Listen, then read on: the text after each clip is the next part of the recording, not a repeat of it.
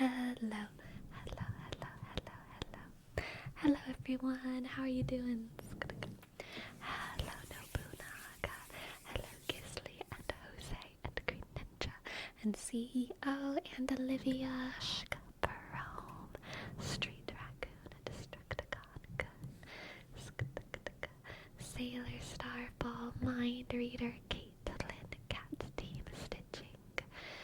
Hello, KFC and Luke and Entropar. It is Potato Oven Justice. It is so sunny here. It is so sunny here. Also, I was just singing Man of La Mancha, and I was getting really into it. So if I look like I've been crying, it's because I was singing Man of La Mancha. And, I was really in it. I was really in it, The real question is, why did you stop? It was time to stream. It was time to stream. I had to turn on the camera. And put on a smile. And just try my best to not be Aldonza anymore. I had to become sleepy. I had to come back into my own identity in my own life. Papa, thank you so very much for your sub, and Nurkit as well. Nurkit. Thank you, Nurkit. Thank you so much for your clickety clack sub. First sub of the night. 10 months, Nurkit. That's amazing. N U shk R click K sk sk E T click. Thank you,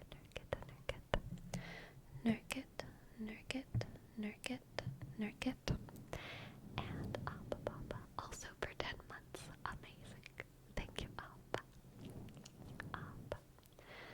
A shk B click A sk B shk A click B shk A sk 24 shk. Thank you, shk. I couldn't come to yesterday's stream because I went to a Depresión Sonora concert and it was fire. They came from Spain and it's touring in the US, and thankfully they came to Portland. That's so cool, Cat Team. Very nice. Shk. Click, click. Click, click. Click, click. Click, click. Click, click. Shk. You can sing while streaming. I can sing some things while streaming. There are some things that just do not translate to ASMR though. Okay, there are some things that it'd be a struggle to sing in ASMR. I couldn't do the songs a service, similar to certain Shakespeare monologues. Like, I can recite Shakespeare on stream, and there are some Shakespeare monologues that I can perform in an ASMR context, especially soliloquies. But like dramatic monologues, dramatic musical theater, it feels wrong to do it quietly. It feels wrong. It feels inauthentic. Even if I could, it's like I wouldn't, because it would be a disservice to the thing. It would be like shouting something that's supposed to be quiet, like a prayer. Now, there are some prayers that should be shouted, but there's some that should be quiet. And it would be weird to shout them.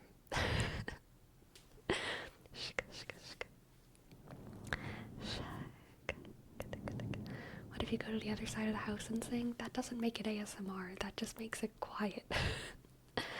There's a difference. What kind of mantra you said you were singing? Not a mantra. Man of La Mancha is a Broadway musical. One of my favorite Broadway musicals. Specifically, I was listening to the song Aldonza which is one of my favorite dramatic songs in all of musical theater, for sure. Shika. Shika, shika, shika, shika, shika.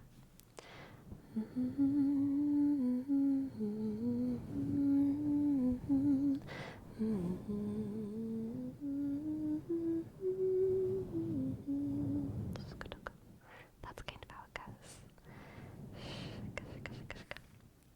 Apparently, it's a very old musical. I don't remember when it originally came out, but my guess would be, I don't know, 50s or 60s, something like that. And it might have even been earlier, but the original release of Man of La Mancha didn't actually do too well. There are people who like the musical, but it's like not very popular. But my grandfather used to play a lot of the songs on piano. I don't know why he did, but he did.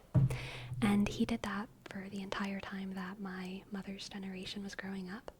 And it's a very adult musical. It deals with a lot of adult topics, very heavy topics. And whenever my mom was little, she didn't understand any of those topics, but she knew all the songs. And this song, Aldonza, is very, very, very heavy and very dramatic. It's about this, like, woman who's had this very sad, traumatic life where she's a prostitute and she is literally singing about, like, how much she hates her life. It's very, like, dramatic and sad.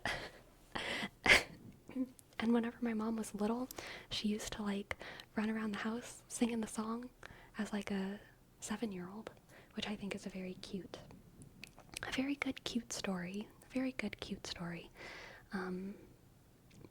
Yeah.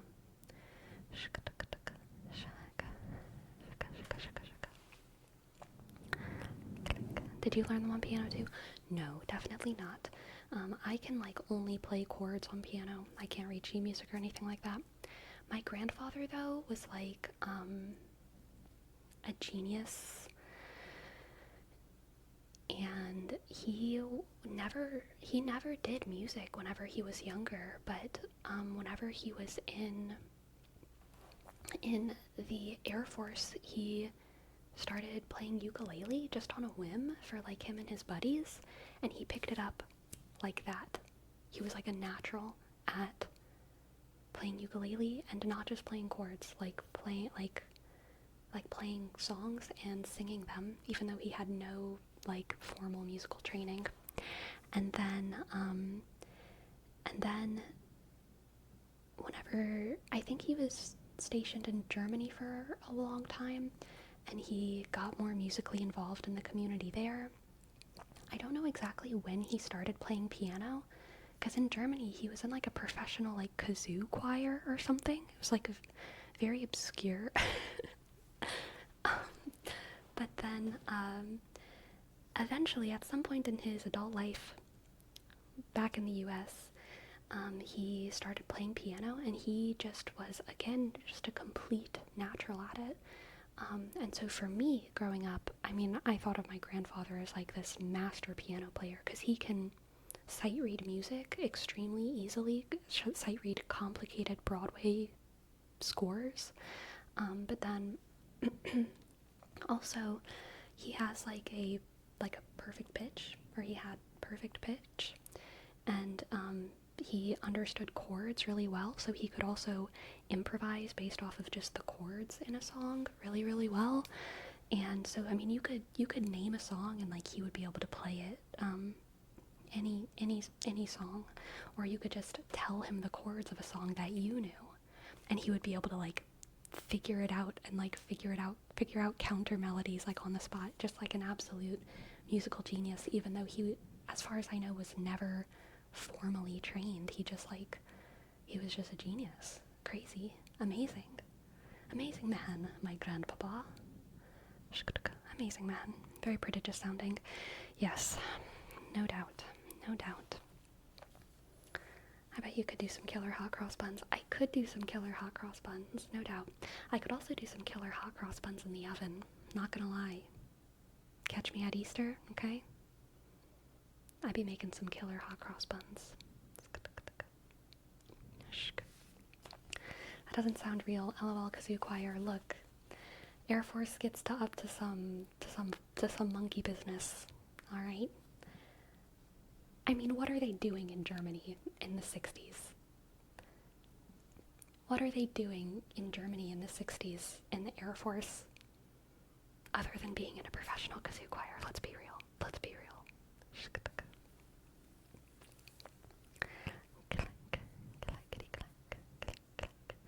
Could he do Jacob Collier?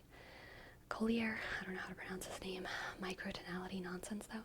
He probably couldn't explain microtonality nonsense, but I bet my grandfather would have fun musically jamming with Jacob Collier.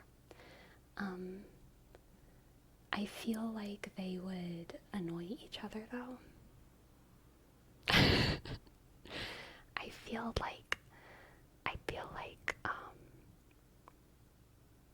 I feel like just the two of them would be too many cooks in the kitchen, if you understand what I mean. Just the two of them would be too many cooks in the kitchen. I used to be a music freak in high school, but it's been a year since I've actively played anything, so I picked up guitar again earlier today and my fingers hurt so bad. What a vibe, Crystal Marie. What a vibe. I understand.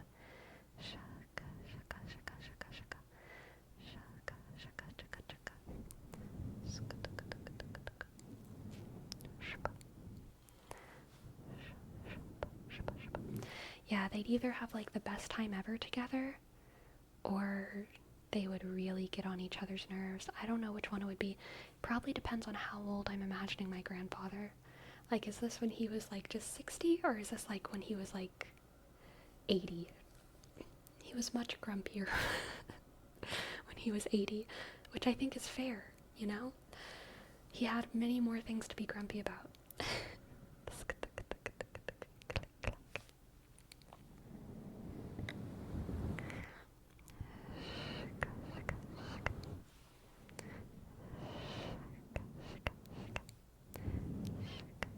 Have you played your ukulele? We've not seen it in a while.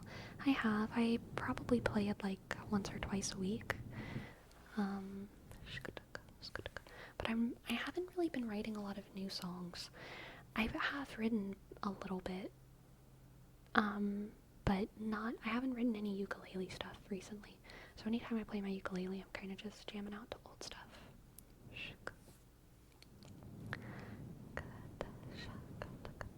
I'm so brain melted that I can't hear Too Many Cooks without hearing the Adult Swim horror short song. I don't know what that is. Sleepy, you wouldn't like to do any other kind of streams, like just chatting or music content? I've considered doing just chatting. I have done it during the subathon. And I have considered music. But honestly, I think I just like ASMR so much. I just like ASMR so much. I would never want to reduce the amount of ASMR that I do. I would only want to add other things, but that obviously requires more time from me, so it's like hard for me to do that. Because I like making ASMR so much.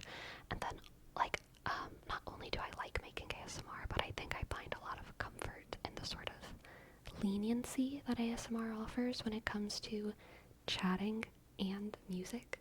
I don't think I'm really musically talented enough to do a music stream, and I also don't think I'm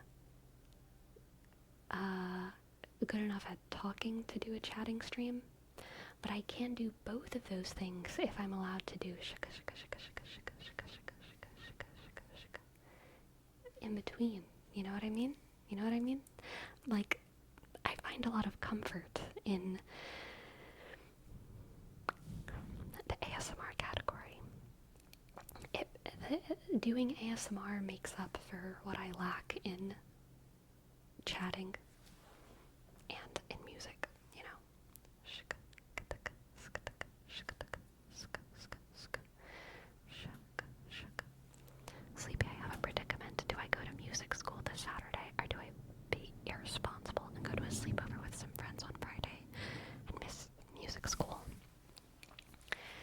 can't answer that question for you, Axo. But you know what can? Is tarot. We'll do a 1 card yes or no pull for you. 1 card yes or no. And this is kind of like eeny, meeny, miny, mo. You know, the answer won't necessarily be the answer that you go with, but the answer of the cards will let you know which one you secretly wanted to do all along. Okay, Axo. Yes or no? Go to music school or not go to music school? 7 of Pentacles. Go to music school. Go to music school. Go to music school. Go to music school. Go to music school.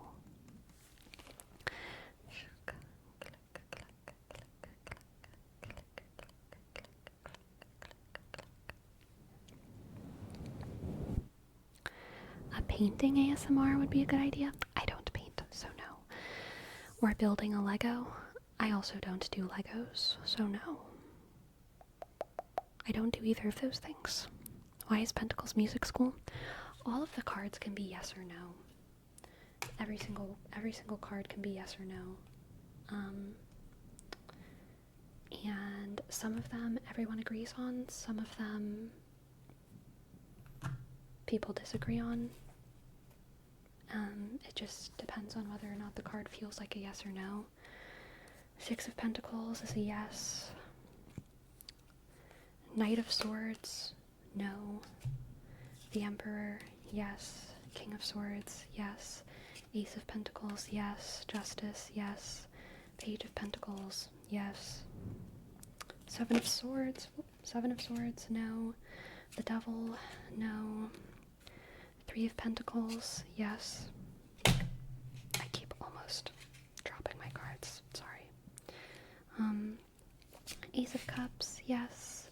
7 of Cups, 7 of Cups, 7 of Cups, 7 of Cups, 7 of Cups, no. Knight of Pentacles, no. 4 of Swords, no. 5 of Pentacles, no. Wheel of Fortune, yes.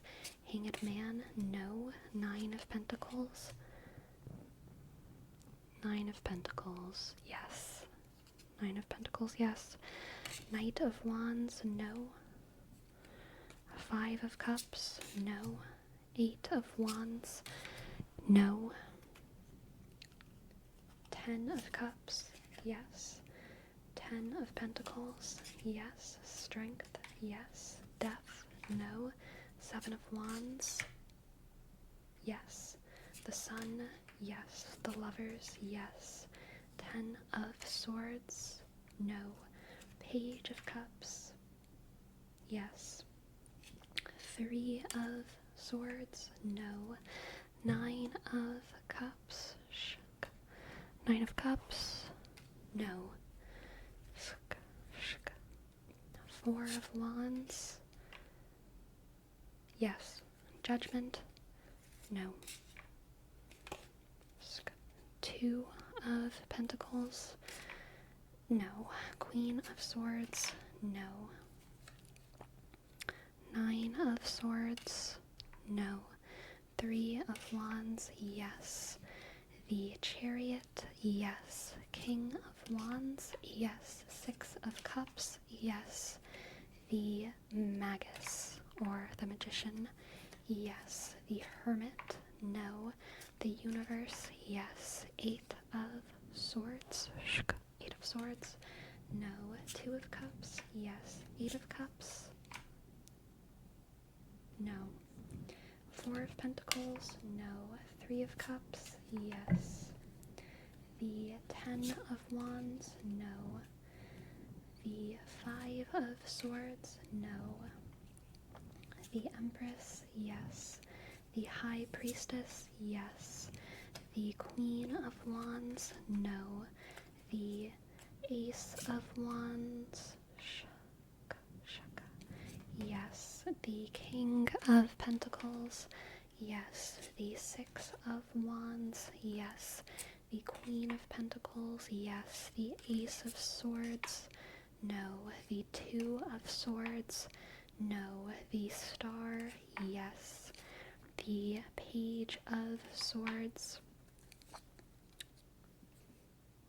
no. The Fool, no. The Four of Cups, no. The Tower, no. The Five of Wands, no. One card down on the ground.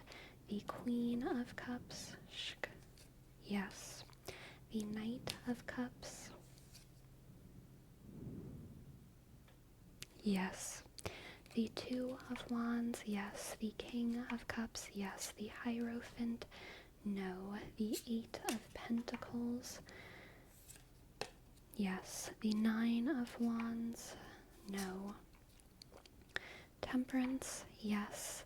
The Page of Wands, yes. The Moon, no. The Seven of Pentacles, yes. A card retrieved from the ground.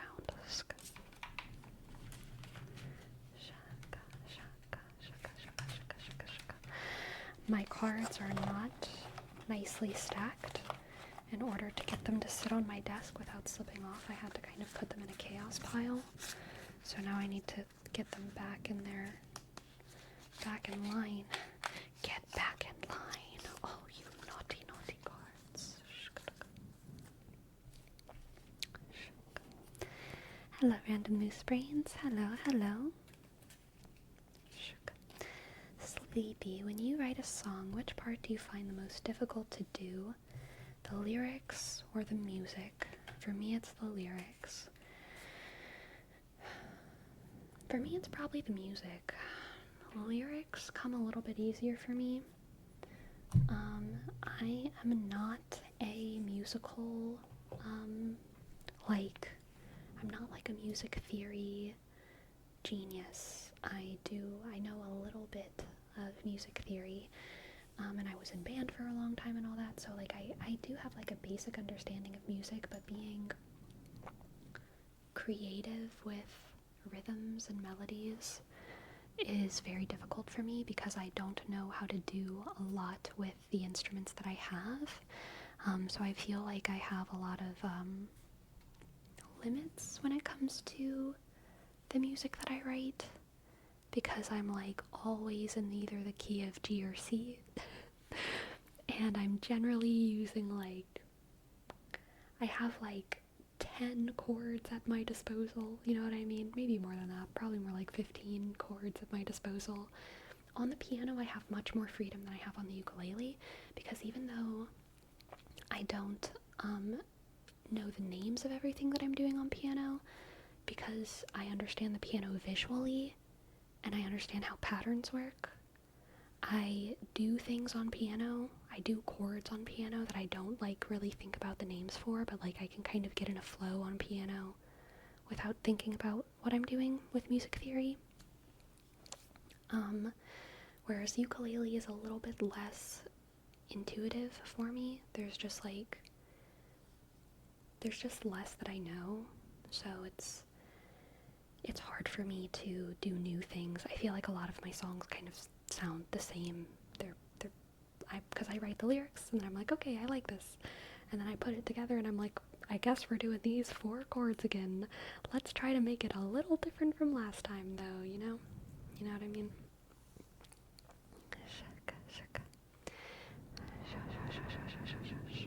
You about to pull the ukulele apology video? Yeah, absolutely. Sometimes I think I should make I should just make apology songs on ukulele and sell them to other YouTubers, you know what I mean? I could write a ton of them and just sell them to people who give me a guilty vibe. I think that'd be pretty cool.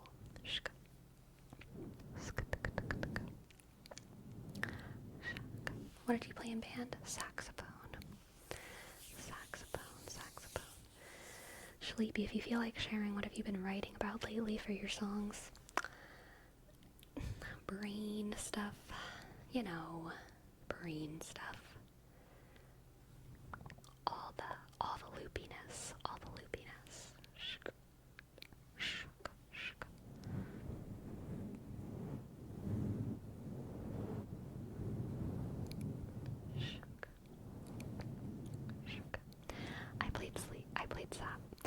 Oh my goodness, I can't talk. I played sax back in my day. That's awesome, cat team. I love saxophone very much. Still have a big place for it in my heart.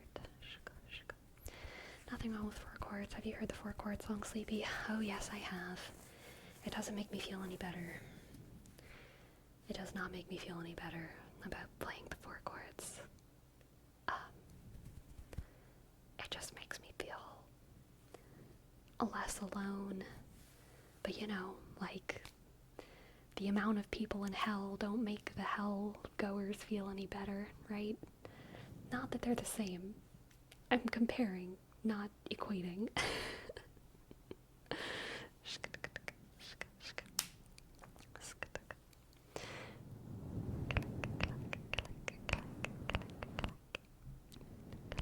Thank you for all the love, everyone. Thank you, thank you, thank you.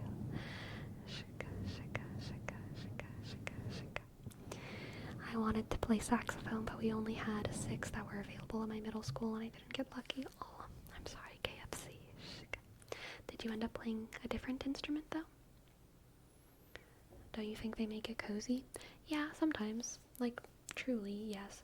But I mean, like, another issue for me is that even within the 4 to 6 to 10 chords that I tend to use most regularly, it's hard for me to branch out of my specific patterns when it comes to the orders of the chords, the rhythms that I use within the chords. Almost all of my songs are in 3/4. I don't know why. I don't know why every song I write is in 3/4, or like why 4 out of 5 of the songs that I write are in 3/4. But like I have these like patterns that it's really, really hard for me to get out of. And so yeah. It is cozy. It is cozy for sure. And also, like, I don't necessarily think that music has to be original for it to be good. Like, I think that a lot of my favorite artists have songs that all sound the same. It's a me thing. It's like a me thing of, like, sometimes I feel like I'm driving myself crazy because I can like move from one of my songs into another of my songs, and I like forget which one I'm on, and I'm like, I sometimes feel like I'm driving myself crazy. But I also don't think that it's bad when other people do it. And the idea that all of your music has to be unique and new and original is like a very like new idea, even for a convention. A lot of like old world music was pretty similar, and that was okay. A lot of old folk songs are all pretty similar, and that is okay, and so that's fine.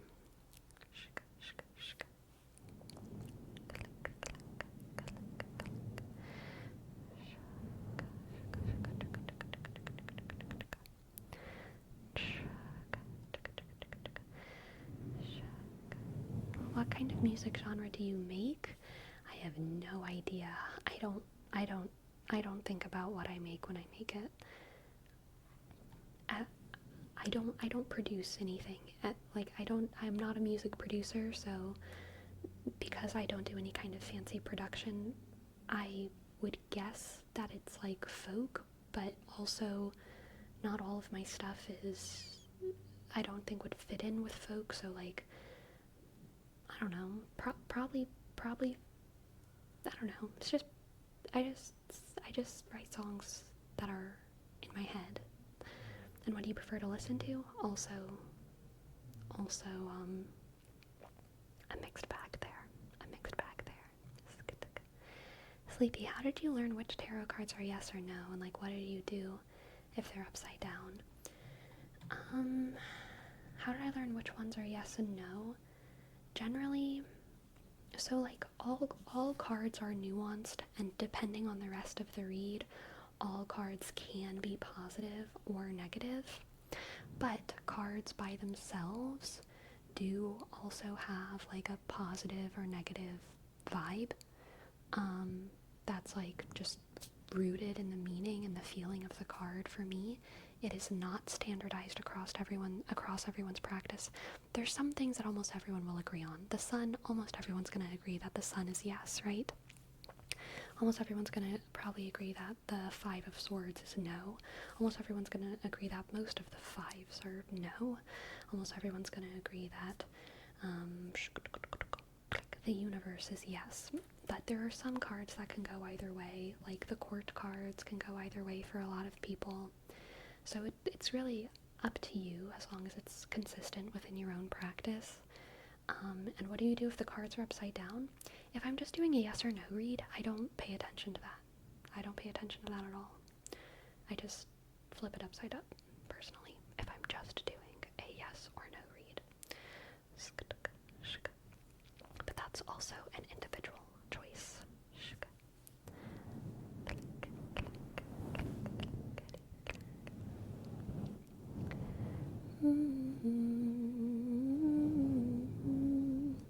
For me, writing songs is a way of letting out feelings or to express myself in some way. Me too. I process things by putting them into words. I am a can't think of the word. Verbal processor. I'm a verbal processor. So talking about things helps me actually understand the feelings in my head. Writing about things helps me actually understand the feelings in my head. And singing about things helps me actually understand the feelings in my head. If I can't put things into words, I probably don't actually understand them. And some things I don't think are meant to be understood. Some things I'm happy to bask in the vast non-understandingness of them. Especially like a lot of religious and spiritual things, right? But a lot of things like happen to me. Like I'll have interactions in everyday life and I'm like not sure how I feel about them until I write about them. Sometimes I think I feel one way about them and then I write about them and then I read it and I'm like, oh, I guess I feel different about it. So like putting stuff into words like really helps me understand my own brain. Must be why journaling is so helpful to you. It is exactly why journaling is so helpful to me. Writing it out helps so much. I always listen to music and journal when things are getting a little too overwhelming. Yeah. I don't realize my own feeling until I write them down and realize that I need help. Yeah, for sure.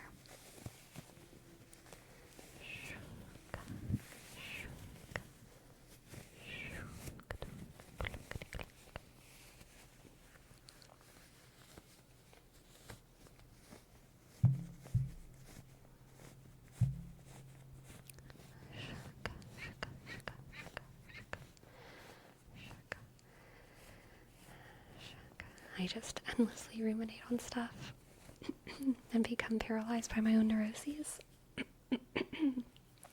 That's no good, Ogden. That's no good.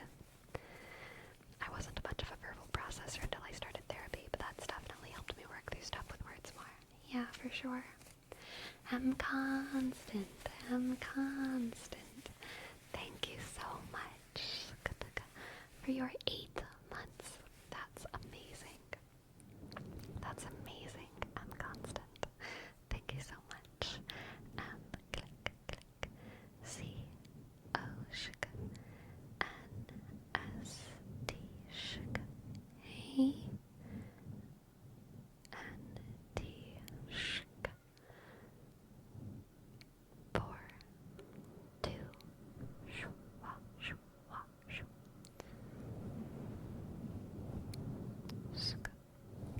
Wonderful to see you as well. I'm constant. Thank you so much. I was just about to ask that. Do you ever feel like there's stuff you don't want to write about because you just want to feel them, but don't dig further or bring them down to words?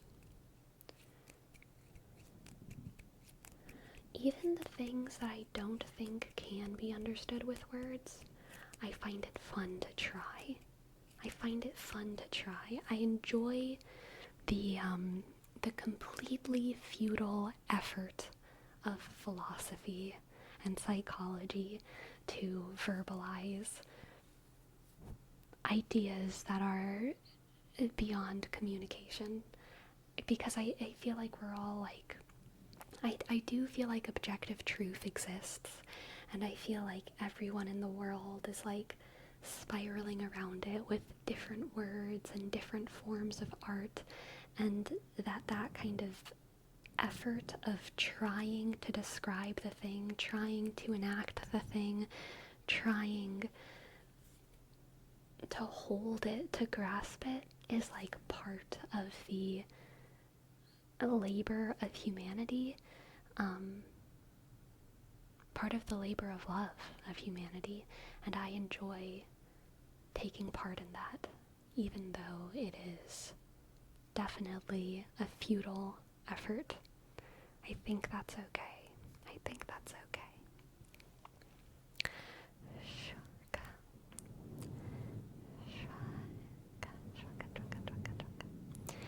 I want to fall down the objective truth drain like one of those spiral machines in malls that you put a coin in to watch it spin in circles. Yes, yes, yes, yes.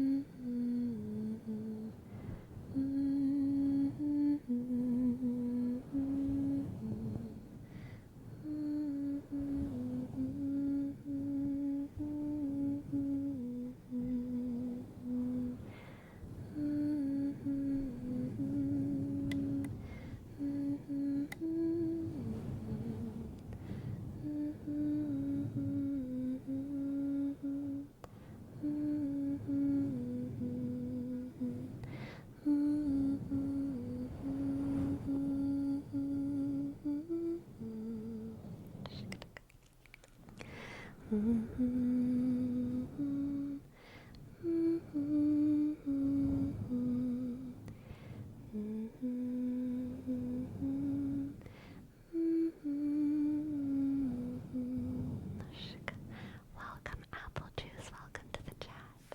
I'm so glad you enjoy the community. I also enjoy this community so very, very, very much. Thank you, and welcome in. Welcome in.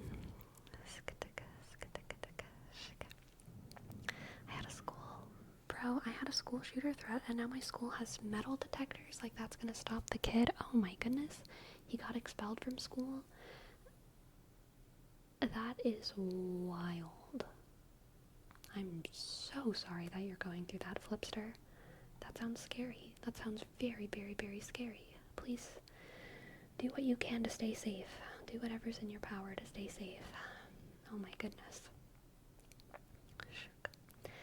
Sleepy, in your opinion, what's the worst thing about doing ASMR?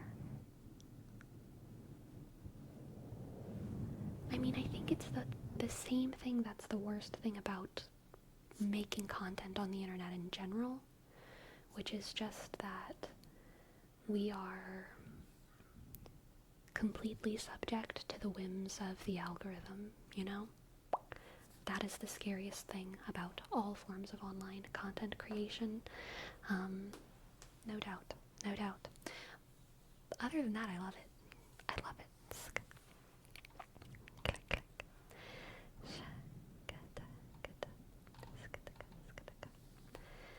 The other day I was praying and just gave up and was like, you probably know what I mean by looking inside me. I can't put stuff into words. That's okay, Jerome. That's okay. Especially whenever you're praying, like, I mean, yeah, I have moments like that too. There's a time when I want to put things into words, and there's also a time, especially when I'm praying. Personally, I don't do a lot of communication while I pray. I sort through my feelings and stuff when I'm journaling, when I'm writing songs, when I'm doing all the stuff that we've already talked about.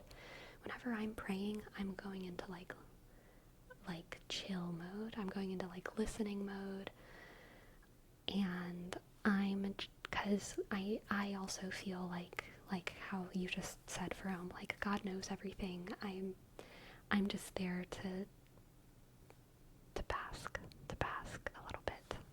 You know what I mean? To listen, to bask. Yes, yes. Shka, shka, ska, ska, ska, ska.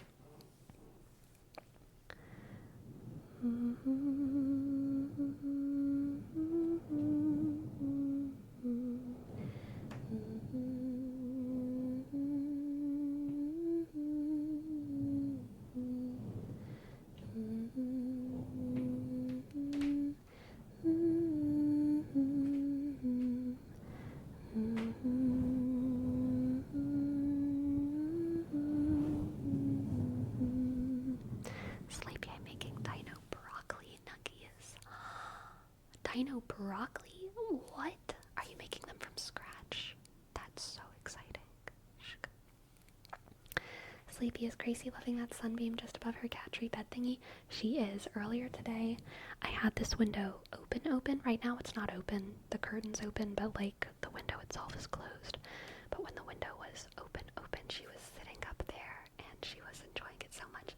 And my neighbors across the way were playing some lovely Latin American music, and Gracie and I were having a little dance party. Well, she was having a sit in the window and bask party. I was having a dance party by myself. It was great. It was great. Can you remember the lyrics? No. It was all in Espanol. And it was a lot of songs. It was like probably 2 hours of like loud, like Latin American music. But so it was very fiddly. I don't know if that helps at all. It was more fiddly than I expected. There was lots of like there were vibes that reminded me of like Louisiana fiddle, not finger plucking. Like it almost sound, I can't even think of the name, like I don't know what it's called, like folk fiddling, but it obviously wasn't like Cajun music. It was Latin American. There was some bass, probably. I don't really remember that well, but there was it was very good for dancing. What was the main instrument? Probably fiddle. It was not mariachi. It didn't feel reggae. That's the best I got for you.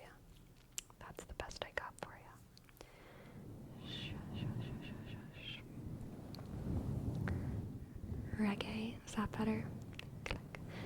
Sleepy, how do you feel about content creators mostly just knowing the people that enjoy their content as pixels/text on the internet?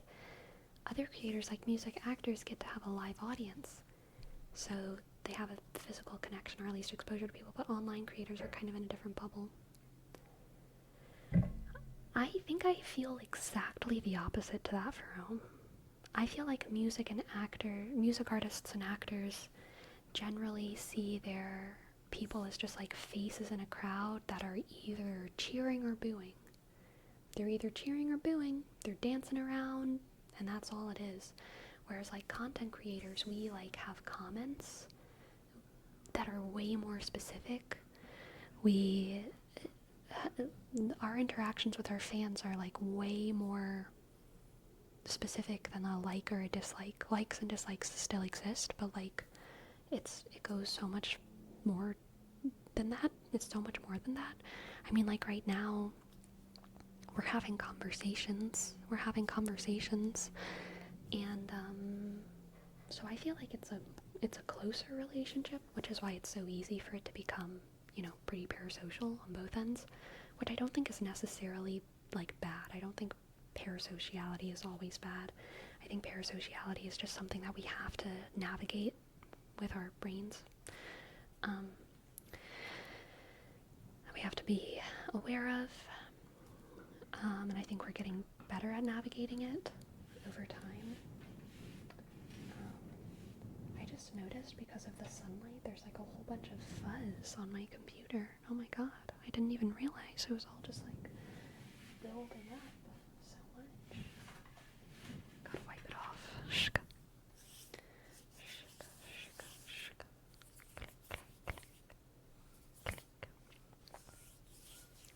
Maybe tango? No, I don't think it was tango. I don't think so. But I don't know. I'm not super well versed. I just know it was in Spanish and it was fun to dance to. Could it be flamenco? I don't know what flamenco sounds like, so perhaps. Samba music? I also don't know what samba sounds like. So perhaps. Did it sound folk? Yes, it did sound folk. It did sound folk. Sleepy, do you dance? All humans dance. Saki, sir. All humans dance. All humans dance. I do not dance well. I do not dance nicely, but I absolutely do a good wiggle when the body wants to wiggle. You know what I mean?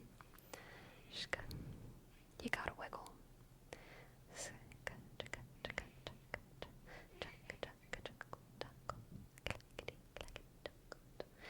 I do like, you know, a little hand wiggle.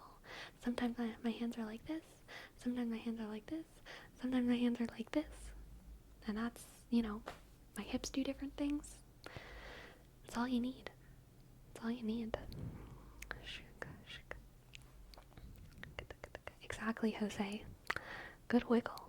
Good wiggle. Good wiggle. Sleepy, you're a solo dancer, or do you dabble in dancing with someone too, like at parties? I mean, I haven't been to a party in a very long time. The only times that I've danced with someone else, so in high school I definitely did like awkward, like slow dances and stuff with other people, which requires absolutely no skill. You're just like, you know, hands around neck, walking in a circle, awkward, nothing to it. But other than that, most of the dancing that I've done has been like Cajun dancing, which I am fairly experienced in, but also not. In Cajun dancing, and I think that this is true in a lot of like Mexican forms of dancing as well, but like the men lead, you know, the men lead the dance, and it makes it look like you know what you're doing. If the man is good, you look like you know what you're doing, even though you don't. Even though you have no idea. The men who lead the dance well know how to make it look like you know what you're doing. And I was definitely in some of those situations, usually with my relatives, you know, like my older relatives or my cousins who are guys and they knew how to dance, and we would all like dance together at like Cajun folk festivals or whatever. And I knew how to do what they wanted me to do. You know, I know how to like read, like, okay, it's time for me to spin because you're lifting my arm. It's time for me to dip because you're like doing this or that. But like I could never lead, and I also like I don't know how to do it without someone who's leading. I just do what I am called to do by the other person. It's very difficult to explain. Shaka, shaka, shaka, shaka. Can you show a tiny bit example of how Cajun dancing goes? There are different kinds of Cajun dancing. There's like a Cajun two-step. There's like Cajun waltzes. And there's kind of like a Cajun version of square dancing. Those are not as like guy leads or anything. Those are like actual just, I mean, they if you look at French folk dancing, it looks like that. Like a lot of Cajun folk dancing looks like French folk dancing.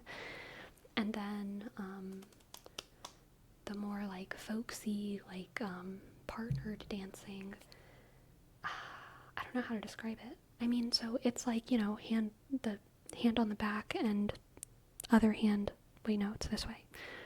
One hand on the back, other hand over there, and you're like dancing around, and sometimes they lift you up and you spin, you know what I mean? It's just dancing. It's not super unique compared to other forms of dancing. The thing that makes it Cajun dancing is the flavor of the music, the language of the music, and of course the dress, attitude, language, culture, geography of the people who are doing it. What's the Cajun version of a yeehaw? Aye. Aye. You lift your hat and you say, aye. Aye. Aye.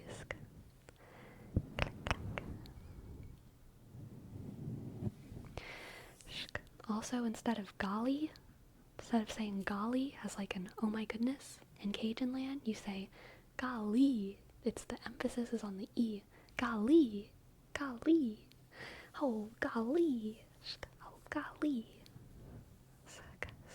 But if you're just like kind of greeting people, if you're on a pirogue and they're on like a boat and they're fishing and you're passing by and you're just trying to say hello, you lift your hat and you say aye, aye. Very yeehaw.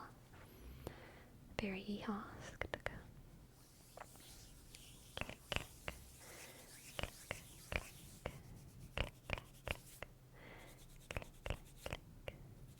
Sleepy, did you listen to Earthrise by Starset? I did listen to it. Similar to the situation with Ferome's song, I liked the lyrics a whole bunch. The song wasn't really my type, but I did enjoy the lyrics still very much.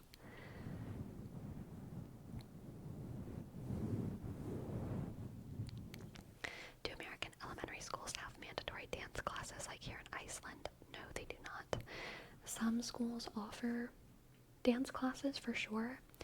And I know for me, in our PE classes, our physical education classes, there was like a couple weeks where we did square dancing, but it wasn't even like Cajun square dancing. It was like just general square dancing, and it was like for 1 week, and I don't know, it was kind of weird.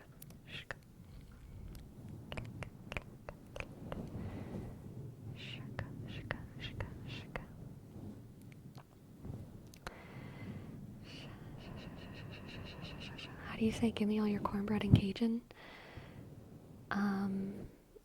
I think it's just like, so are you gonna eat that? So are you gonna eat that? Are you finished with your cornbread? I think that's basically it. You finished? You done? You done? Or if you are a parent and you want your child's cornbread, what you say is, so where's the mama tax? So where's the daddy tax? That's what you say. And you expect your parents to give you an offer, or your children to give you an offering from your plate, your tax. Where's the mama tax? No, where's the mama tax? Where's the mama tax? Cajun parents do taxation without representation? Absolutely they do. Absolutely. Parent tax is real. Absolutely.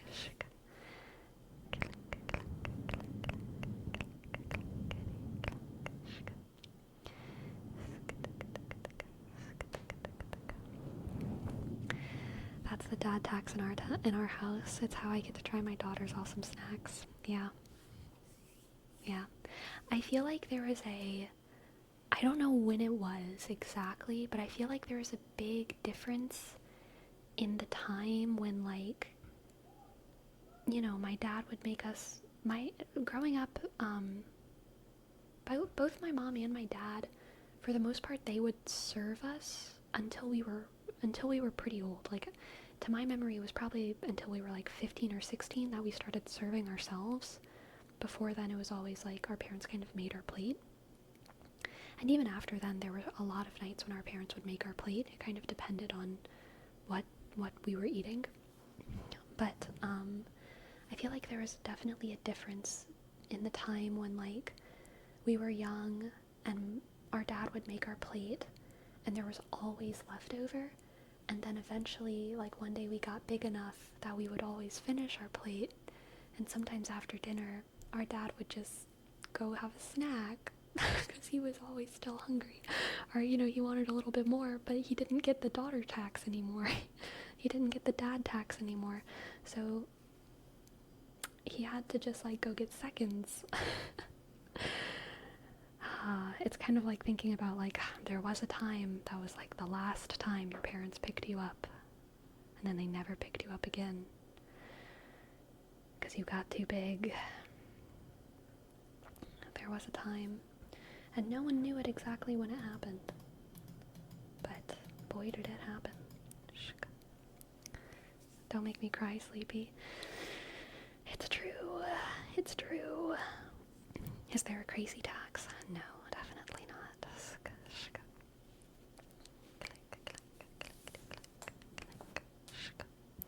My mom will occasionally make my plate even now.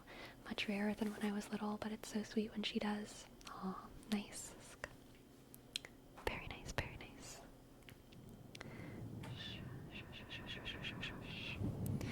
BRB gonna go to my mom and hope he can still pick me up. Yes, good luck. Good luck.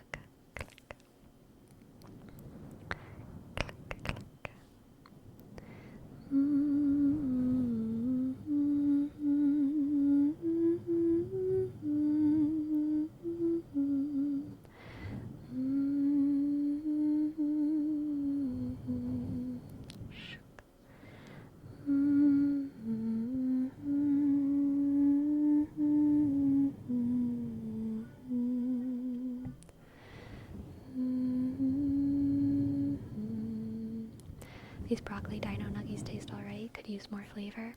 More salt. I was having this discussion with someone sometime. I don't even remember.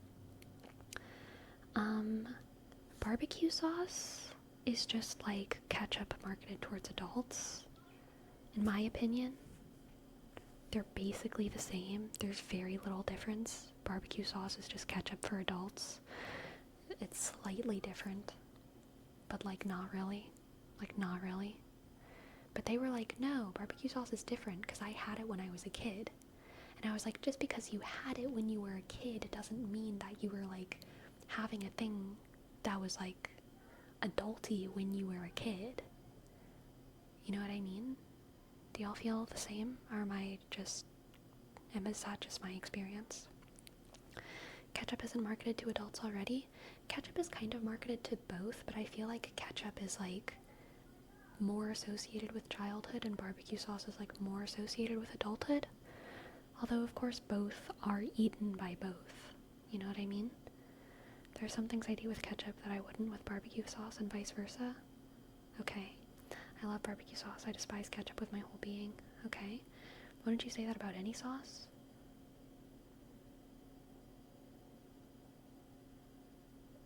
Maybe.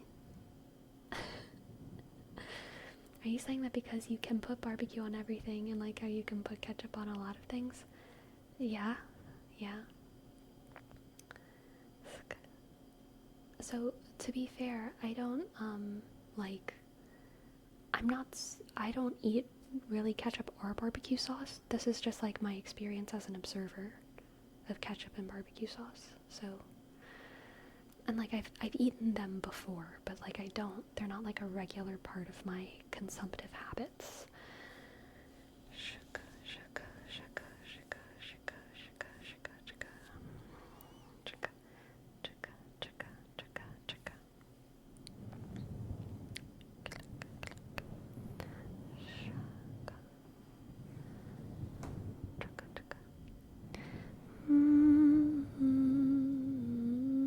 What's your favorite condiment? Salsa. I love a good salsa. I like so many different kinds of salsa. I like salsa. I'm a big fan of salsa. Salsa.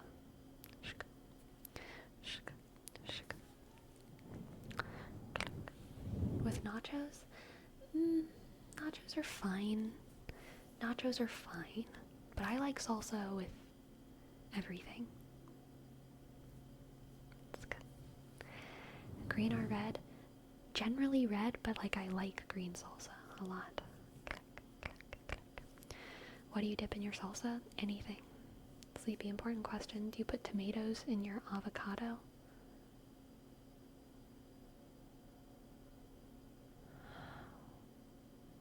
I need you to rephrase that question.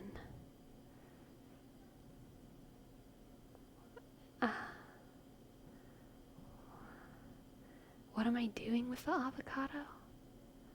What am I doing with it? What am I doing with it? Maybe they mean guac? Do you mean guacamole?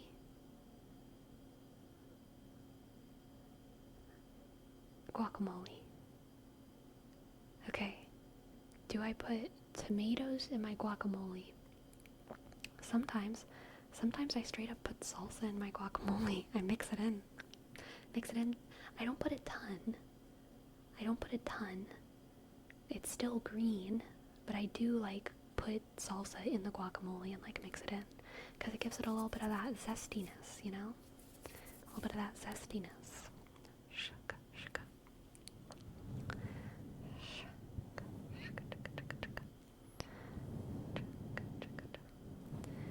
Do you cut an avocado in half and fill the pit hole with ketchup? No. Disgusting.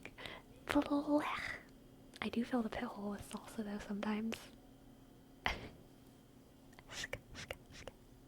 Do you like spicy salsa? Yes. I also like sweet salsa.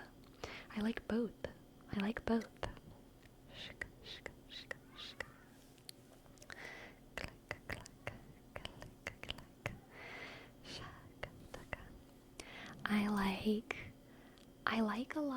I do like a lot of sweeter salsas. I like corn salsa, I like peach salsa, I also like black bean salsa, and then I also really just love like a classic red tomato salsa. Yeah, salsa's great. And then green salsa's good too. I would say green salsa is probably like my least favorite kind of salsa, but I do still like green salsa. Pineapple salsa is absolutely, yeah, in that list too. Pineapple's great. Have you tasted giso? I don't think so. You would like chutney?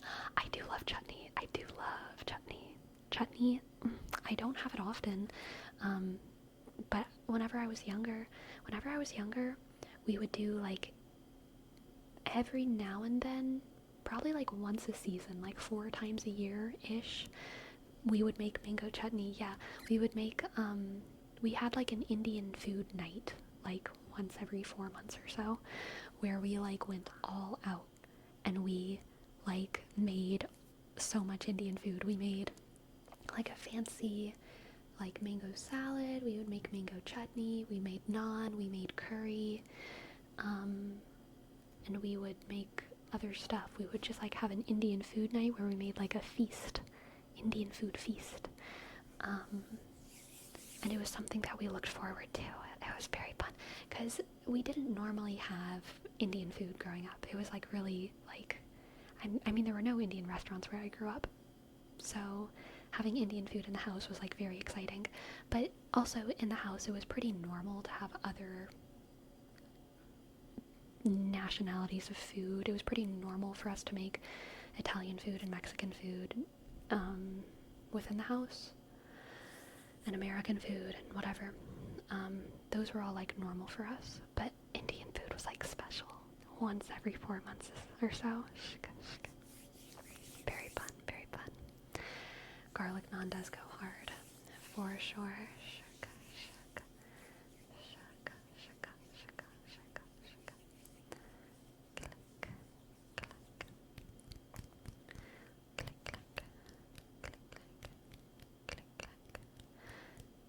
Do you like or have you tried chilaquiles? I have not tried.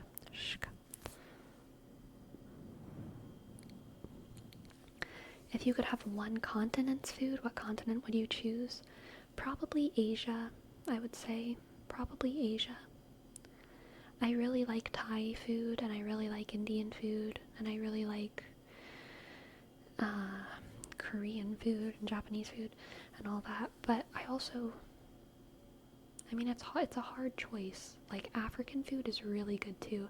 I don't think I've had enough African food, but every time I have had African food, I've like been impressed, and it's delicious. So it's hard. It definitely would not be European food,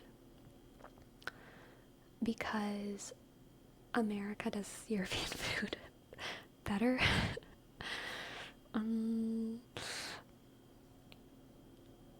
So it wouldn't be Europe, but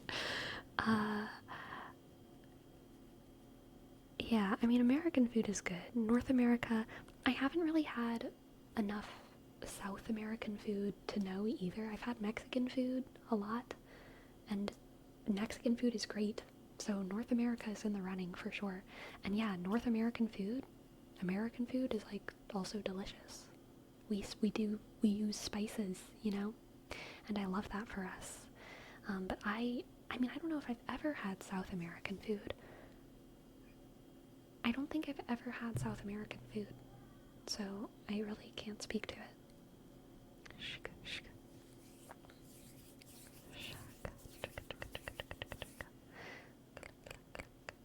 You never had tostones? Nope, I do not know what that is. South American food is mids, but there are some jewels. Depends completely on the country. Interesting. Mainland French food is insanely good. I have heard the opposite, KFC.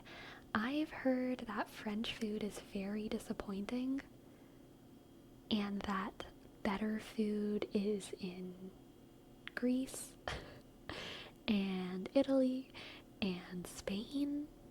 I've heard that French food has like this amazing reputation, but I've heard from everyone I know who's traveled through Europe that French food is disappointing, that it's too buttery and not seasoned well enough. That's always what I hear. Too buttery and not seasoned well enough. Counterpoint, beignets, North America does beignets better, okay? I'm from Louisiana.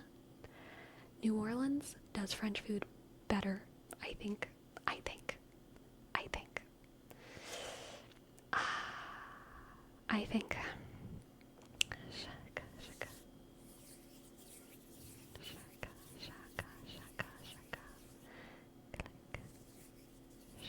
I think the expectations are too high. Possible.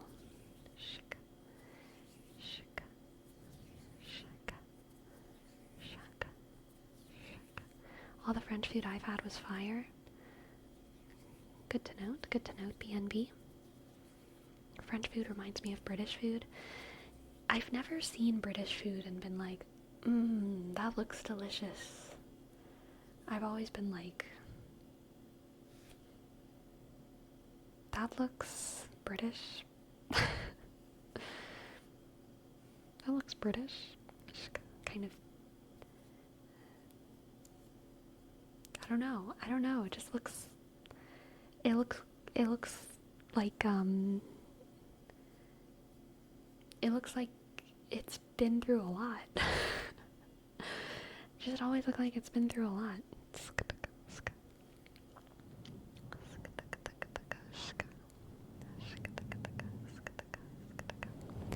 You're saying beans on toast doesn't look like... So, like, a lot of British foods, English food, look to me like famine foods. That's what I mean when I say, like, oh, it looks like it's been through a lot.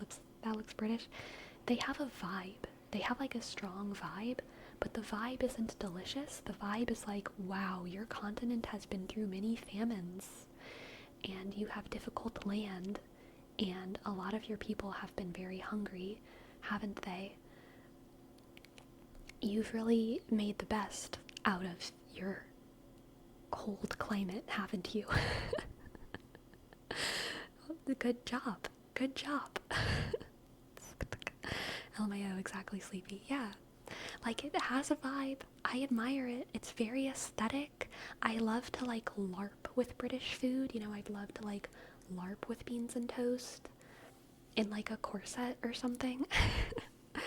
I'd love to like be very Victorian and like be coughing blood into a rag with like my English breakfast in front of me. It's very much a vibe, but like no, it's not my favorite food.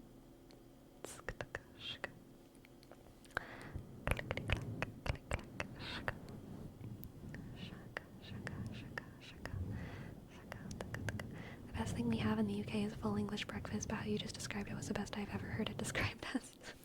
Thank you, Axo. I think beans on toast is the same vibe as PB&J in America. That's very fair. Very fair. British equals consumption. You heard it here first. Yeah. A lot of British staples are from the Blitz. Yeah. Beans and toast LARPing while having consumption is everything to me. Sleepy, need an answer. Would your final statement be Cajun food better than French food? Yes. Cajun food better than French food. No doubt. Something Americans forget to consider is that Britain was rationing after World War II well into the 50s, and I think that's influenced a lot of classic British foods. That tracks. That tracks.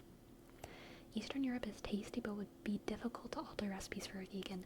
I believe that. I totally believe that. A lot of those northern European countries hard to... they needed to eat a lot of meat there. So, makes sense. I really don't know anything about a lot of Eastern European food, though, so I'd be interested in trying. I mean, I know they have a lot of beans and potatoes and beets. Beans, potatoes, beets, those are vegan. But, I don't know. I don't know what their breads are like. I don't know what their condiments are like. I don't know a lot about what their foods are like over there. Porridge, I'd assume. Sleepy, if I ever find you at the British LARPs, I expect you to only carry one piece of broken bread and a bowl with one potato and water, calling it stew. Yes, that's how you'll find me. Shaka. Potatoes aren't even from Europe, but they're just so good they took over. Yeah, horses aren't even from the US, but they're so good they took over. So if you had to choose one country, Sleepy, I think you'd choose India for food because of the plethora of options. It'd be very hard to choose one country for sure. I do like the food culture in India very much. So yeah, that sounds great to me. I certainly wouldn't be sad if I had to only eat Indian food for the rest of my life. I certainly would not be. Are bakeries something rare in America? No, there's a lot of bakeries. There's a lot of bakeries in America. In the Philippines, there's banana ketchup. Oh, that's wild. I like some Korean food. They use American cheese, sausages, pan ham, because that's some of the things that American soldiers gave them to eat during and after the war. Interesting. Sleepy, when you eat Indian food, do you eat it with your hands? It depends on who I'm with. If I'm eating traditional Indian food in an Indian-like space, then yes. If I'm at an Indian restaurant, but the vibe of the restaurant is like kind of American, and they give us like a fork and a knife, and I'm with like other white people, then probably not. But I definitely prefer eating Indian food with my hands, or with my hand. But I also always prefer to not have people question the way I'm eating anywhere I go, so I tend to do what other people do. Because there's nothing more, I just hate being questioned while I'm eating anything. It's just uncomfortable. There's something very uncomfortable about being judged for the way you eat anywhere that you are, like the way that you eat, you know what I mean? So, I avoid that.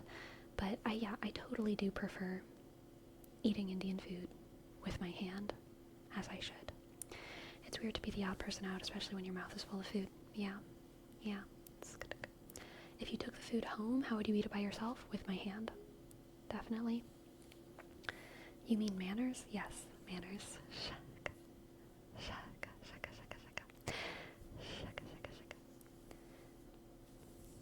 Sleepy, why do you eat so weird? Ugh.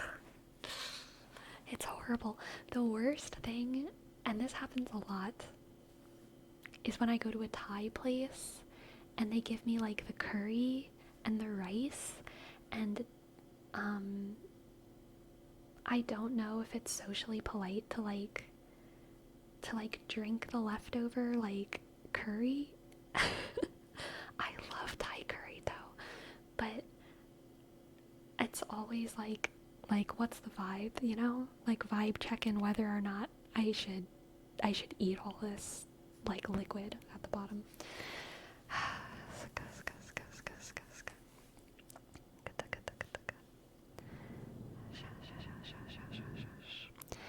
Do you have any pet peeves while eating? To me, it's others using a spoon for food. You're meant to use a fork and knife. I probably won't say anything, but it kind of bothers me. Oh, that doesn't bother me at all. Do I have any pet peeves? Oh, I don't like it when people eat with their mouth open, for sure. But, that's the only thing. It's the only thing.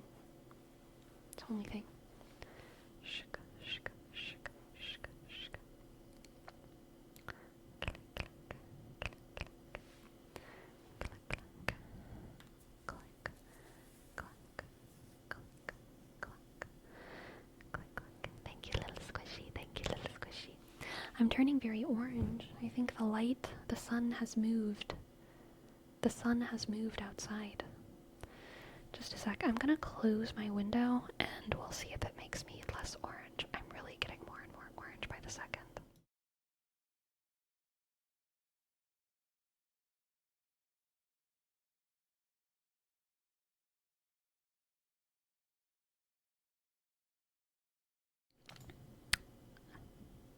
That's helped.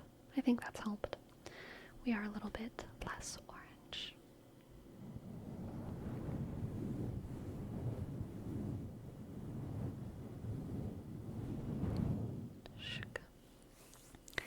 My biggest pet peeve is when people start eating before everyone's been served and ready on the table to eat. Does that annoy you too? It doesn't annoy me at all. I always wait for everyone to have their food, but if other people get their food before me and start eating, I'm fine with it. And the reason that I'm fine with it is because I feel like I'm a fast eater. So I'm always slowing myself down. Like whenever I'm with other people, I'm like, okay, I need to eat slow because I'm with other people. You know what I mean? So, if other people get their food before me and they start eating, I'm like, thank God. They're getting a head start. Good. Sleepy, are you a slow or a fast eater? Whenever I was growing up, I was definitely a fast eater. I feel like my family just like rushed through our meals. As I've gotten older, I've definitely gotten slower, which is good for digestion and for all of the things. But, I don't know. I feel like I'm probably pretty average, but I feel like I'm a fast eater. So I try to match the tempo of people around me, you know?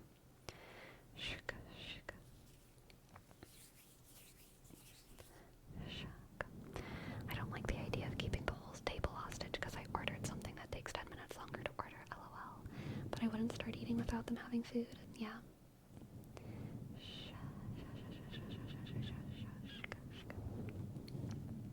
I sometimes feel bad when I have meals with others because I generally eat way slower than everyone else. Yeah, I try to, like, talking helps, you know? If you've got stories to tell, them's the time to tell it.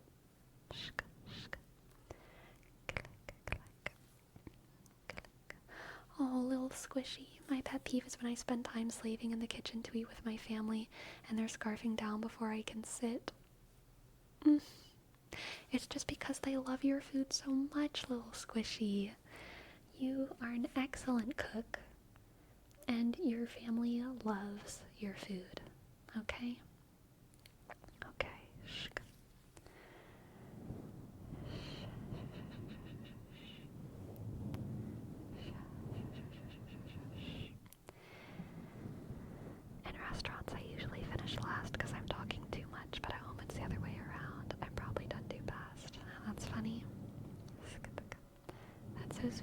so much. Anytime, little squishy. Anytime, anytime. Did you prefer eating alone when you lived with family? I usually wait for them to finish before I start eating because I like eating in privacy. No, growing up I was totally chill with that. I think after I left high school, I got pretty isolated when it comes to food specifically.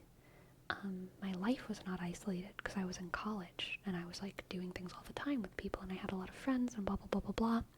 But I specifically like kind of completely stopped sharing meals with other people. Not really on purpose, it was just like a natural result of the life that I was leading. And so I think because of that I started to get really used to like eating in privacy, you know what I mean? And it was weird whenever I started eating with other people again. I didn't expect to feel so like self-conscious about eating in front of other people all of a sudden, but it definitely was an anxiety that like came out of nowhere for me, probably in the middle/end of college. I was like, oh, I guess eating in front of people makes me kind of nervous now. Is it hard for you to have a roommate or partner who isn't vegan and eats a ton of meat? No.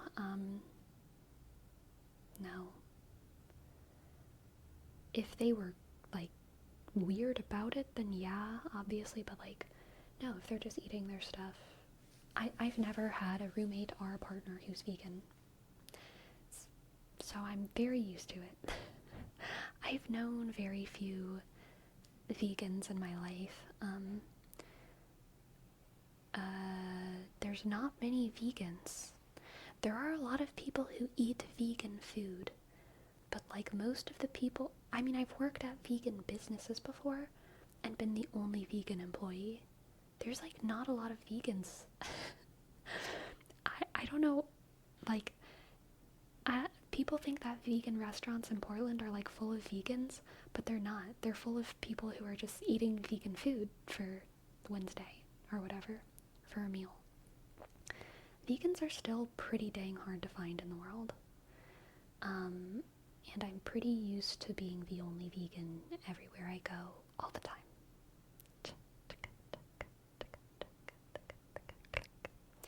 Have you tried Next Level Burger in Portland? I have.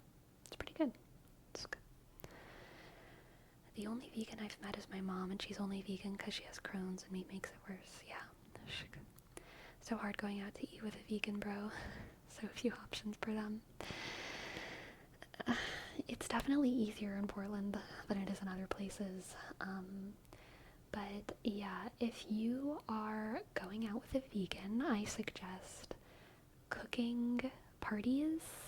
I suggest picnic parties. I suggest going to farms and picking blueberries with them. I suggest a lot of things instead of going out to eat at Olive Garden. Olive Garden's actually not that bad for vegans, but it's not exactly a vibe for other reasons. But if you're dating a vegan, I feel like it's a lot of stress relief to just not have dates that are like focused on going to restaurants, you know what I mean?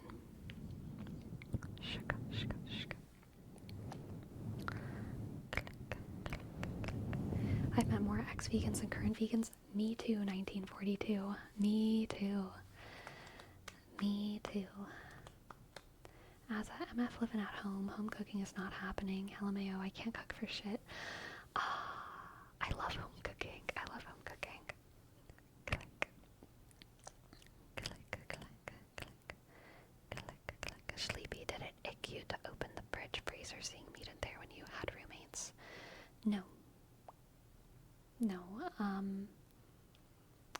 There were some things that icked me, but it wasn't because it was meat, it was because it was like old meat. It wasn't because it was milk, it was because it was like milk that had the cap open and was like dripping everywhere.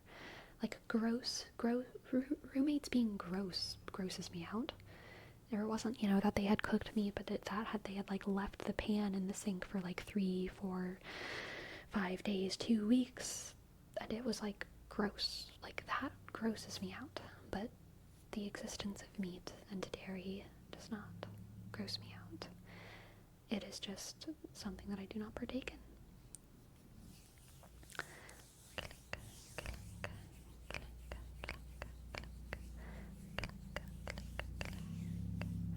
While living by yourself, where do you eat? At a table, at your PC desk while watching something somewhere else? I move around. Sometimes I do eat at my desk. I don't have a table, so my desk kind of is my table, but I also sometimes eat either on the floor by my bed. Sometimes I eat on the floor by my bed with like something playing on my bed. Like I'll put my computer on my bed, my laptop. Sometimes I'll just eat on my floor with nothing, just my food and the floor. Sometimes I will eat in my bed if it's like a snack and I'm just like snacking on something. Why the floor? If I'm eating like a bowl of something, I don't like the idea that it could like spill on my bed, so I like eat on the floor. I don't have any chairs either, I guess, besides my computer chair, so like if I want to eat in my room, the only thing I could sit on would be my bed, so I just sit on the floor, and that's good. I like the floor. The floor is a usable spot. Shuka, shuka, shuka, shuka.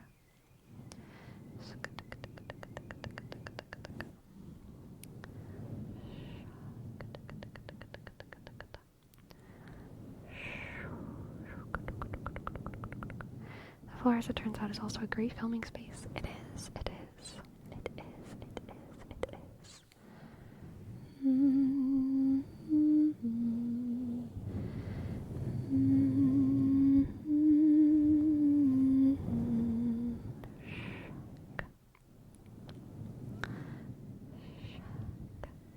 Would you like a high chair that is too high for most apartment islands and furniture? I have two. I don't know what to do with other than sitting on it by the window and looking sad. I would hate to take away your sitting by the window and looking sad furniture. But thank you for the offer. I agree, pumpkin spice. The floor is prime real estate for all artistic endeavors.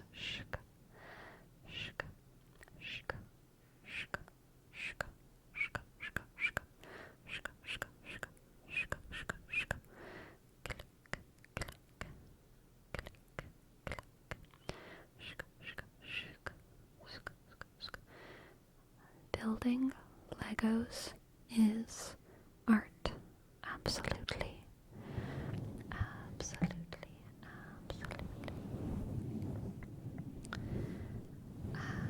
Absolutely. When I was a kid, we had those high chairs, and it was always scary trying to get out of bed. I swear I fell almost every time. Dang.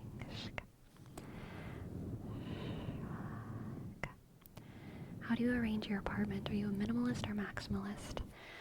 I surround myself with things I like, and I also like to make sure I have enough room to spread out. I don't usually go for a specific aesthetic. I just do what I like. I just do what I like and do what I want. And it becomes what it will become.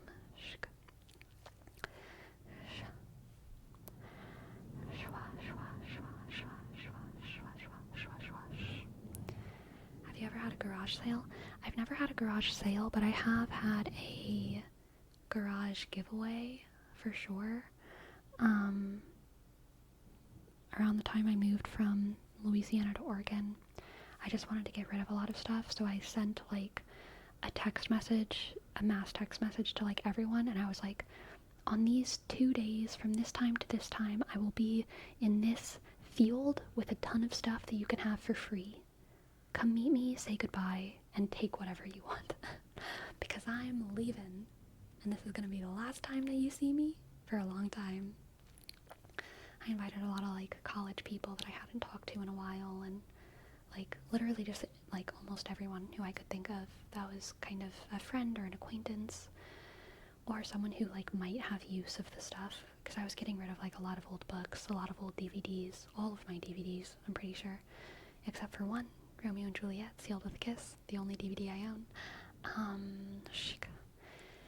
But I was getting rid of a lot of books, and I also got rid of a lot of like plates and cups and pots and pans and like stuff that I knew that some of my friends who were younger could like use for college dorms and stuff. And I got rid of some school stuff, like school supplies and things like that as well. That kind of thing. Hello, Isolated Matrix. Hello. How are you doing today? I'm doing great. When did you move out of Louisiana?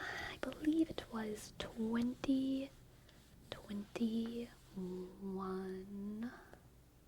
2021. Do you have lights behind you as a stream decoration, or did you have them before you started streaming? I did have them before I started streaming. For sure.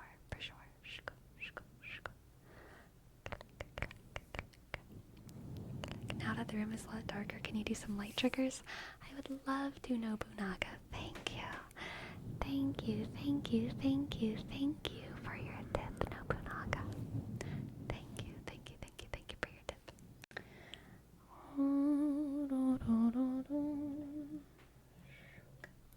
Feeling tired and lazy? Good. Because it's time to relax. Time to listen to the crows and relax. Let yourself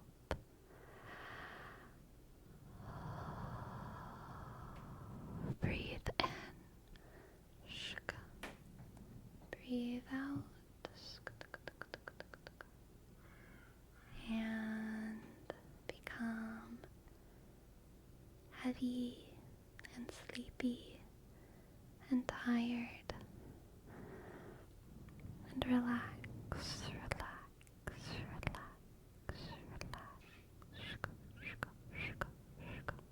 Can you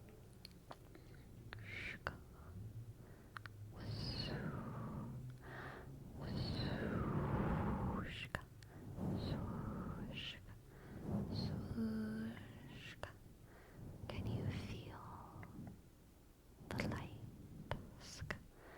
Can you feel the light? Can you feel the light? The light.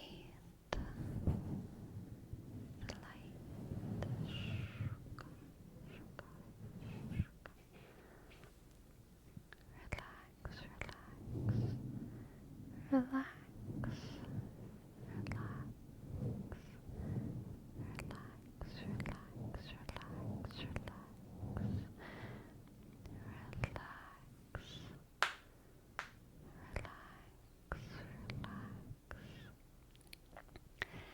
Can you feel the love tonight?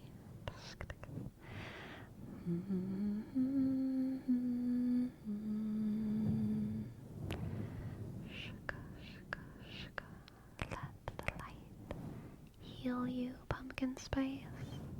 Let the light heal you.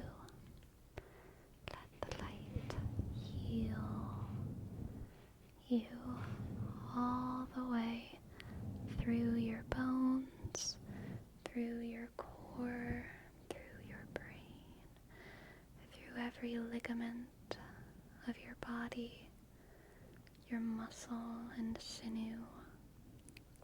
Let the light course through, warming you if you are cold, cooling you if you are warm, making you feel fresh and open and soft and cozy and tingly, tingly, tingly, tingly, tingly, tingly, tingly, tingly.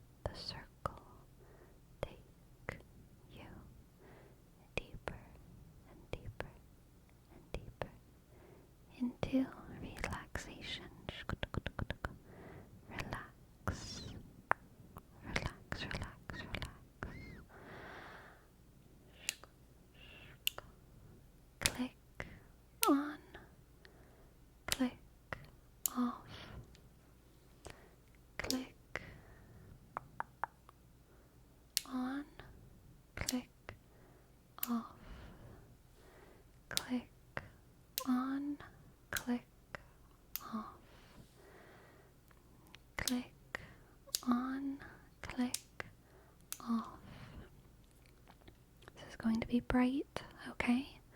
Click on, click off. This is going to be bright. Click on, click off. Click on, click off. Click on, click off. Click on. I want you to focus on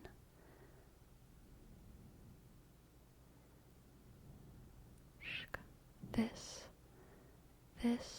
light right here, not the big light, but the refraction, the bokeh, the echo of light as it fades in and out of existence, as it moves around the screen. Look at this little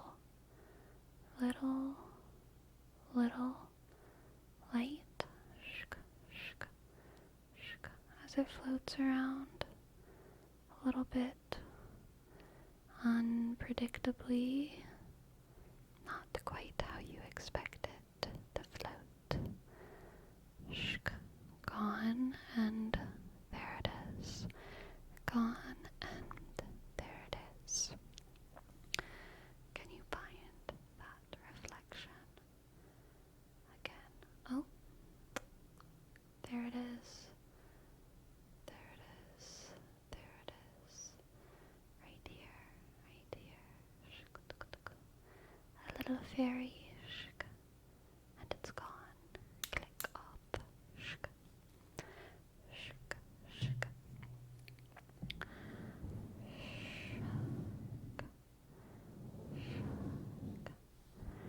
Relax. Sleepy, you ever seen Fireflies? Yes, I have. I have fairy flares. Yes, little fairy flares. Hello, Neatrix. Welcome in.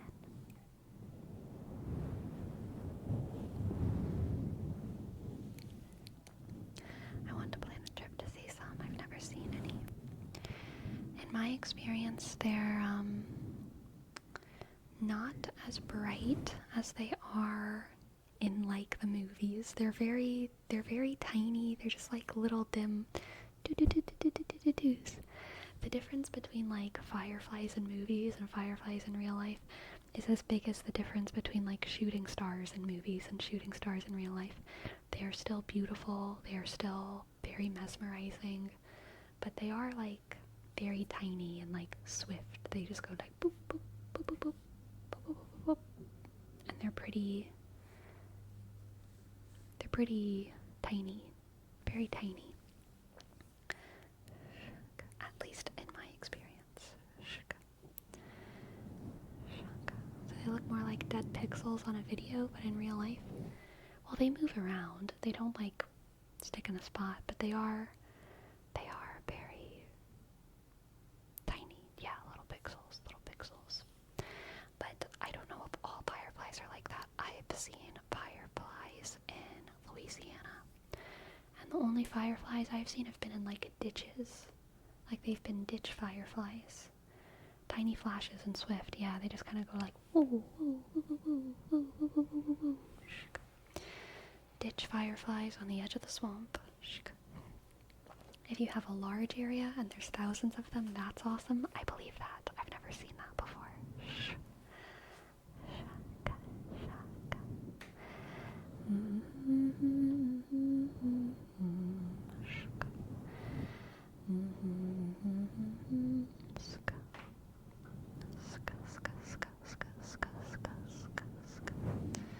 They're the most beautiful on a big open field. I bet. Sleepy, a question. Do you have a silver play button? I do not. But I can get it soon because I do have a PO box now, so I should order it. I didn't order it for a long time because I couldn't mail it to myself because of mailing issues that I have where I am, but now I have a PO box, so I can do that. Hello, Ayatu. Hello, Ayatu. Hello, welcome. P.O. box? Last week, I have a P.O. box. It's down in the panels. It's down in the panels. Down in the panels. Do you get notified when something arrives, or do you just check it regularly? I just check it regularly.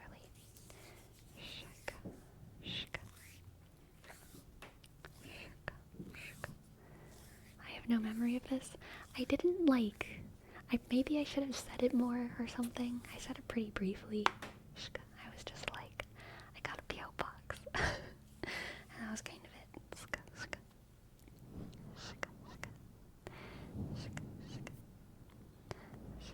I thought you were waiting till you moved. Changed my mind. Maybe we could have a P.O. box command and also maybe let YouTube people know.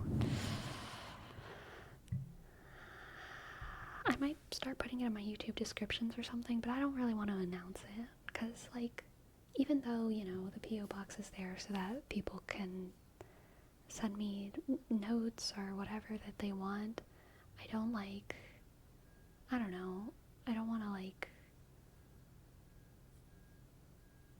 I'd rather just, if people want to send me stuff, I'd rather them, be able to find out how, rather than me, put a thing out there, you know what I mean? I just want people who want to send me things to have an avenue to do it. What about a command for when people ask? I would be okay with that. Origins elite, origins elite, origins elite. Thank you, thank you, thank you. Thank you, Origins Elite. Thank you so much for your prime. Thank you, Origins Elite. Oshk, Arsk, Isk, G, click, I dot, Nsk, C, Esk, sk, click, L, I dot, Tsk, Ishk. Thank you so much for your prime. Thank you so much for your prime. Thank you so much for your prime. Thank you, thank you, thank you. Thank you, thank you. You gotta maintain decorum. Yeah, a little bit. Let's only get the most extreme stalkers. You know it, Nitrix. We want people who are committed, okay? People who are so extreme that they read the description box on YouTube. That's where the real crazies are.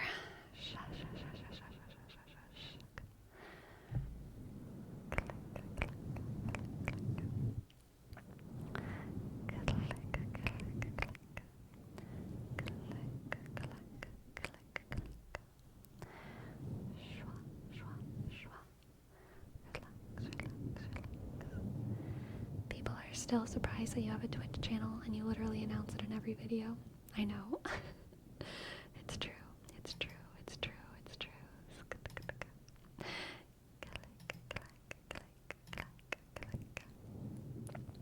People still get surprised. Oh yes. What time does stream end? It ends at 9 p.m. PST, so about 2 hours and 15 minutes.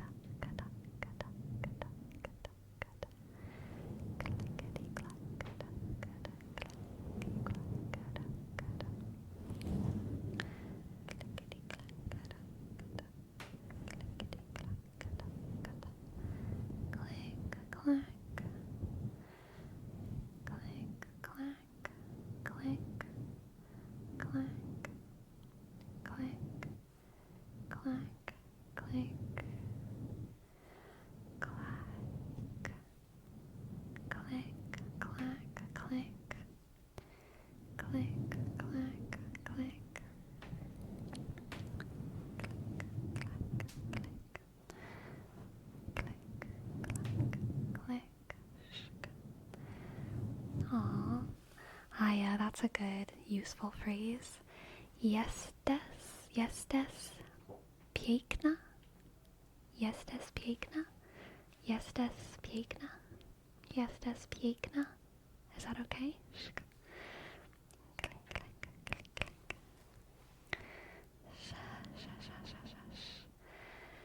confession time. I keep hugging my dog.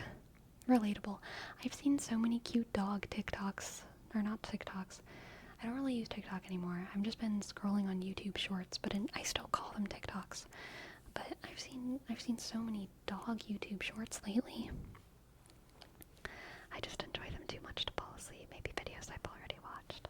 Oh, I'm flattered. I'm flattered, Perome and Jose and KFC.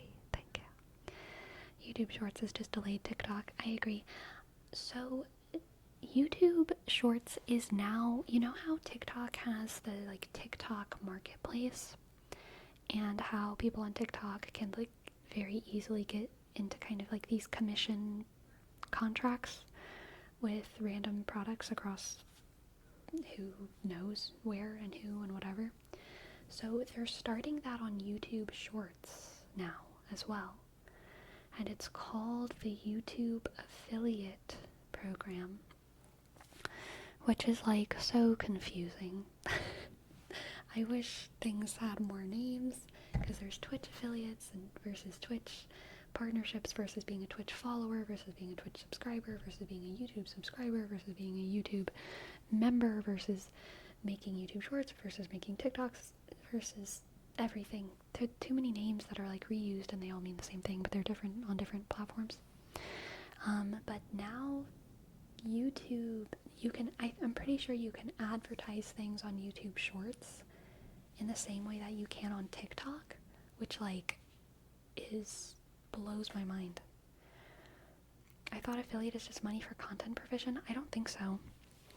I'm going to see if I can find the email, because as a YouTube person, I get emails about YouTube creator stuff. I don't know. I think everyone gets these emails if you have like a YouTube account, or maybe it's only if you have a certain number of subscribers. I'm not sure.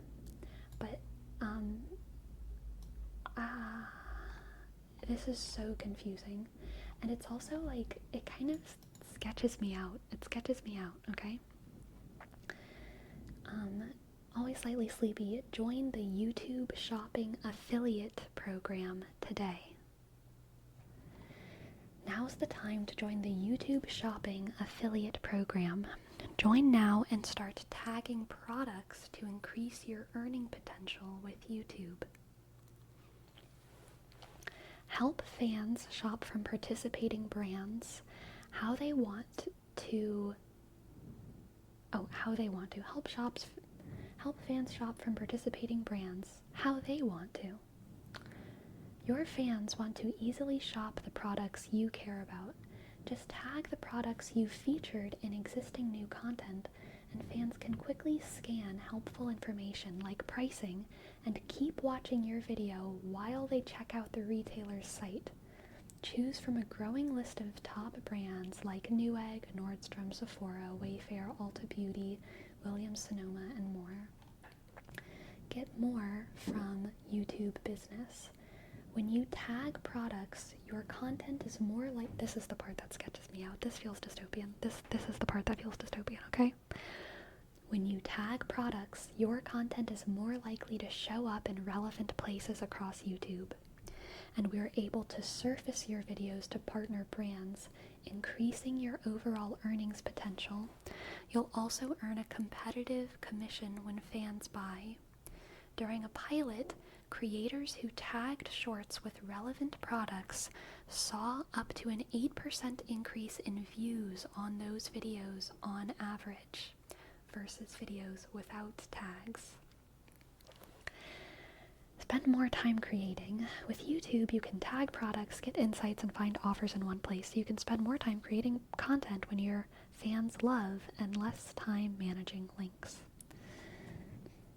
I hope that we don't end up in a world where the only way to be a successful YouTuber is to, like, be doing that.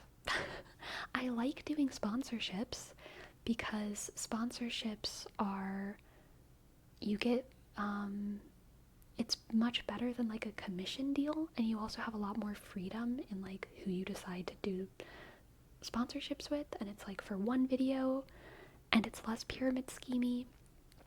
I like sponsorships. I think sponsorships make sense, but that feels weird because this is definitely some MLM shit. It's not exactly MLM shit, but it's like it's definitely, I mean, so they admitted that like if you are selling products, the algorithm likes your things more. If you sell products, your videos will get more views. If your videos get more views, you get more ad revenue. The fear that I think content creators have is that what if we don't sell products? If we don't sell products, does that mean the algorithm will be working against us? Will be neglecting us? Yes, it does. Which is intimidating. Love you salvaging content from reading that stuff. I try. Now that's, I mean, I don't want to call it selling out. Like, I don't blame the creators who do that. If I'm ever in a position where, like, I feel like I need to do that in order to make this a sustainable job for me, I will do that, you know what I mean? And I will do it with products that I actually like. I hope that I'm never in that position. I don't think that this is so many people's jobs. Like, this, I don't blame at all any creators who participate in this. I don't blame at all any creators who benefit from this. Neatrix, thank you. Thank you so much, Neatrix. I really appreciate it. Sleepy pleases the Neatrix algorithm. Ah, thank you. Thank you, Neatrix. Thank you. Rawr. Rawr, rawr, rawr, rawr, rawr. Shka, shka, shka. Rawr. Thank you. I appreciate it. But yeah, I mean, that is one of the main reasons why Twitch, I think, is such an important platform for me, is because it is more stable, specifically because it's less dependent on the algorithm. Like, YouTube has larger, like, potential when it comes, YouTube has larger, like, earning potential, probably. The biggest YouTubers, I think, make more money than the biggest Twitch streamers. But, like, the biggest YouTubers have so much less security than the biggest Twitch streamers. You know what I mean? Because this is actually, like you slowly, like, build your audience, and it's more consistent. It's more consistent even though it's at a smaller scale, because it's all about the audience that you build and the audience that you keep. YouTube is not like that. That algorithm is so hot and cold, and you can't predict it, and you can get massively successful, but not every your followers, your subscribers don't matter as much on YouTube as your views, and those aren't the same thing. Whereas your views on Twitch, like, are your followers. Your views on Twitch, like, are the people who are generally, like, directly supporting you. So it's, like, so much more consistent. And I think it's also just good for content creators in general to have more than one, like, platform to be on, just in case one platform goes away, which can happen at any time.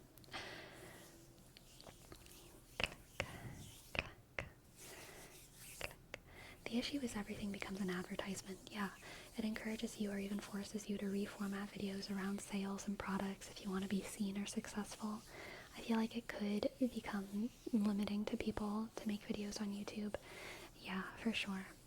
It's hot, then it's cold, it's yes and it's no, it's in, then it's out, it's up, then it's down. Yes. Diversify. Exactly, Destructicon. No need to blame anyone. It's kind of like YouTube finding the sponsorships for you under a weird structure, but nonetheless it exists for creators to participate if they want to. Yeah, I think that is a good way to say it, From. No need to blame anyone. It's like YouTube finding the sponsorships for you under a weird structure, but nonetheless it exists for creators to participate if they want to. Yeah.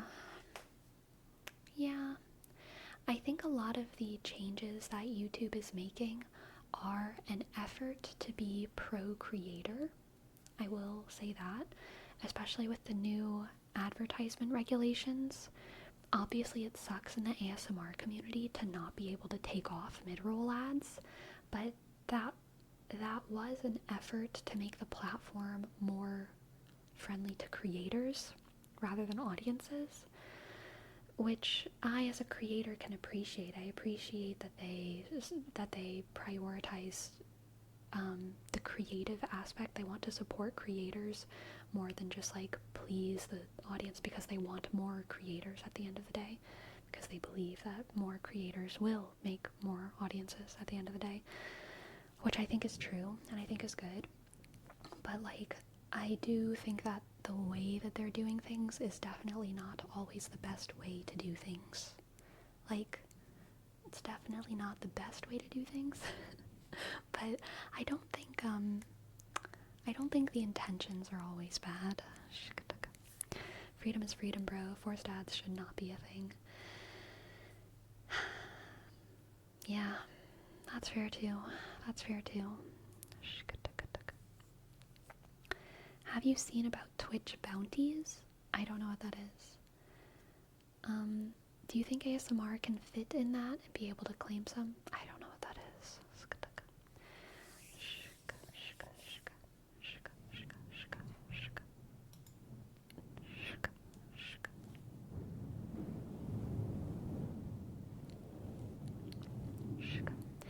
Okay, boss, here's your name, Chase. Clickety click, click. K, sk, sk. E, sk. B, sk. 0, sk. S, S. Sk, sk, sk. Sk, sk, sk. The road to hell is paved with good intentions, though. Ooh, I have so many thoughts. I have done so much rumination on intentions versus actions, Jade Owls. And I do agree with you there. I'm an actions matter more than intentions person, for sure. But I do think that good intentions are something that we should congratulate. I just don't think that it's not like good intentions are actually bad. Like, that, good intentions are good. But the action definitely matters more than the intention, for sure. If it was about the creators, they would just give them a larger share of ad revenue. They just want more advertising so they make more money. Yeah, that's also fair. But I mean, I don't think that's ever gonna happen. But that would be cool. I don't think it would fit unless there are advertising companies like Slime or Fidget Toys that would be willing to put bounties to promote their product. Yeah, I have no idea what these Twitch bounties things are. I can live with the ads at the start and end of bits. Makes more sense than in the middle. But in the middle of content is aggravating. Oh, I agree with that. I do not like mid-roll ads. And, if it's non-ASMR, I don't mind it too much. I do wish there were time limits on mid-roll ads, though. I really, really wish there were time limits. Having the option to skip an ad isn't enough, because sometimes I can't touch my phone. Sometimes I'm driving while I'm listening to something. Sometimes I'm in the shower while I'm listening to something. Sometimes I'm cooking. Sometimes I got my fingers full of cookie dough. I can't always skip ads, and when I get stuck with like a 10-minute ad about emotional support animals, I just want to die. You know what I mean? I don't even want to make cookies anymore. It's horrible. Ruins my vibe. So I really wish there were time limits on mid-roll ads. if there were time limits on mid-roll ads, I would be totally fine with mid-roll ads on things. Because if I'm listening to like a long podcast, I don't mind an ad here or there. I just don't want it to be super long, you know what I mean? Aw, the Fuji. Thank you for your bits. Good night. Good night. Good night. Good night. Good night. Good night. Good night. Good night. Good night. Good night. Good night. Good night. Good night. Good night. Good night. Good night. Good night. Good night. Good night. Hello, Victor. Welcome in, Victor. I hate it when I'm washing dishes and an ad pops up and I have to use my elbow to press skip. I know, it's rough. Sometimes my fingers are full of cookie dough. Well, they are, Hagen. Are yours not? Do you never have cookie dough fingers? You'd think the company would work for the creators when the creators are the ones running the whole site in the end.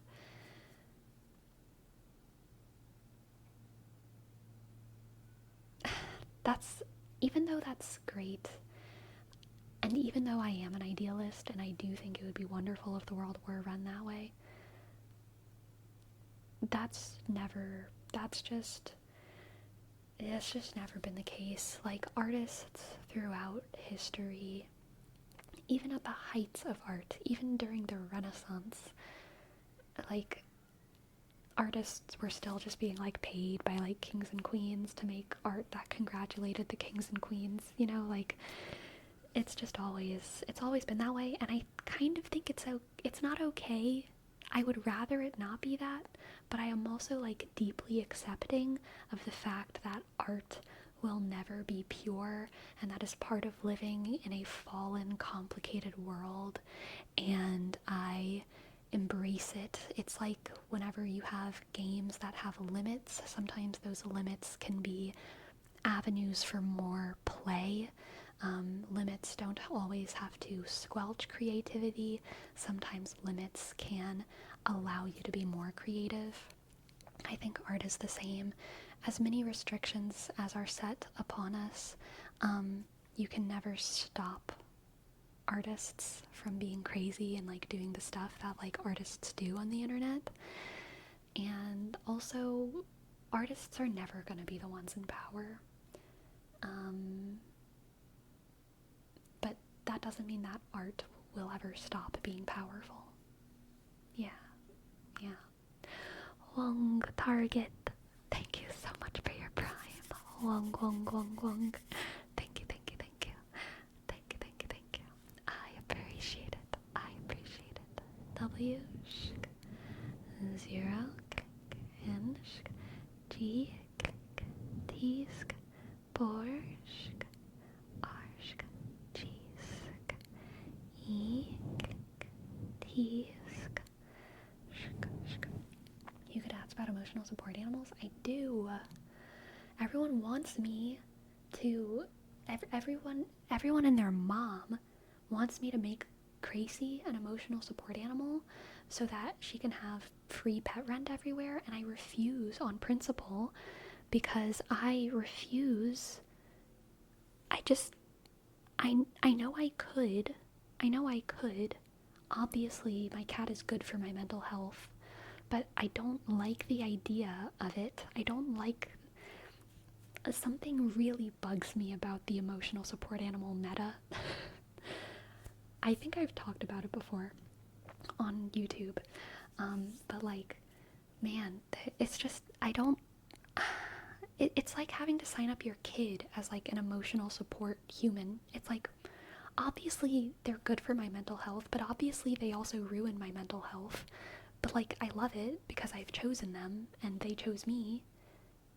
Not really, but like it's, no. I don't know. Something about the whole thing, just, I don't like it. Service animals, yes, love service animals. Emotional support pets feels, I think it's that it feels redundant. And signing up your animal to be an emotional support animal feels less like it says anything about you and your relationship to your pet, and like it says more about your willingness to participate in convoluted systems, and I think your willingness to participate in convoluted systems is like a quality that people in power like to scout for. The more willing you are to roll over and sign paperwork and take photos and do all these things, the more they want you in their apartment, because they know that you are willing to go through all that stuff. And I don't like that. I don't like that. Anyway, let me read. What's happening? Artist gonna art. So true. Before you get into talking about art, you should go on your break. I have to read everything first. I'll go on my break soon. Don't worry. Sleepy, check out the bounties whenever you can. It's content you're able to claim and stream, and you get paid for it. I've seen people playing movie game trailers or branded videos in stream, but also some of the bounties are like play X game for X amount of minutes. Interesting. In my opinion, art should be something done as a form of recreation, not work. There should be a balance that allows you to do that. I think art is and always has been work. And I think work always has been recreation. The idea of doing work that is not recreational has also always been around, but I think labor is, I think the Greeks this is in like the Old Testament vibes, has this as well. So in Abrahamic religions, there's these vibes that like human bodies, human minds, human souls are kind of made to labor, and that's also represented in like Greek mythology and probably other mythologies as well. The Bronze Age of man is like made to labor. It is our purpose on this earth, and I think that that is true, and I think that like part of what we do is the art of humanity is labor, and work and art are intrinsically entwined, and work and recreation are intrinsically entwined.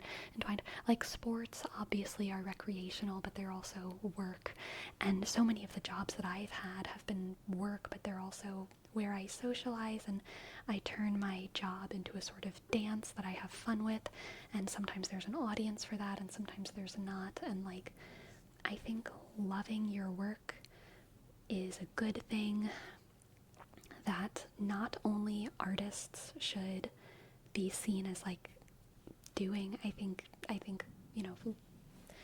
people working on a food line, people delivering Amazon packages, people doing janitorial work can be doing both recreation and work and art. I think people doing art can be doing slave labor and be hating every minute of it, and I think it can still be art.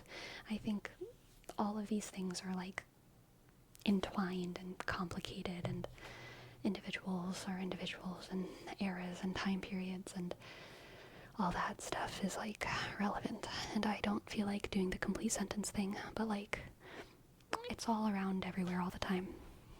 Yeah. Everything is everything. Everyone in Kingdom Hearts is Sora or Xemnas, but probably Sora. Can't believe they want you to make Crazy get a job. Exactly what I'm saying, and Olivia.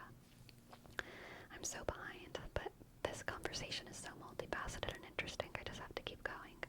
The thing I don't like is that when people don't need emotional support animals but register their pets as one, it makes it much harder for people who actually need them and service animals. Right. I don't like the fact that I'm incentivized to sign up to register my pet as an emotional support animal, because she is emotionally supportive to me.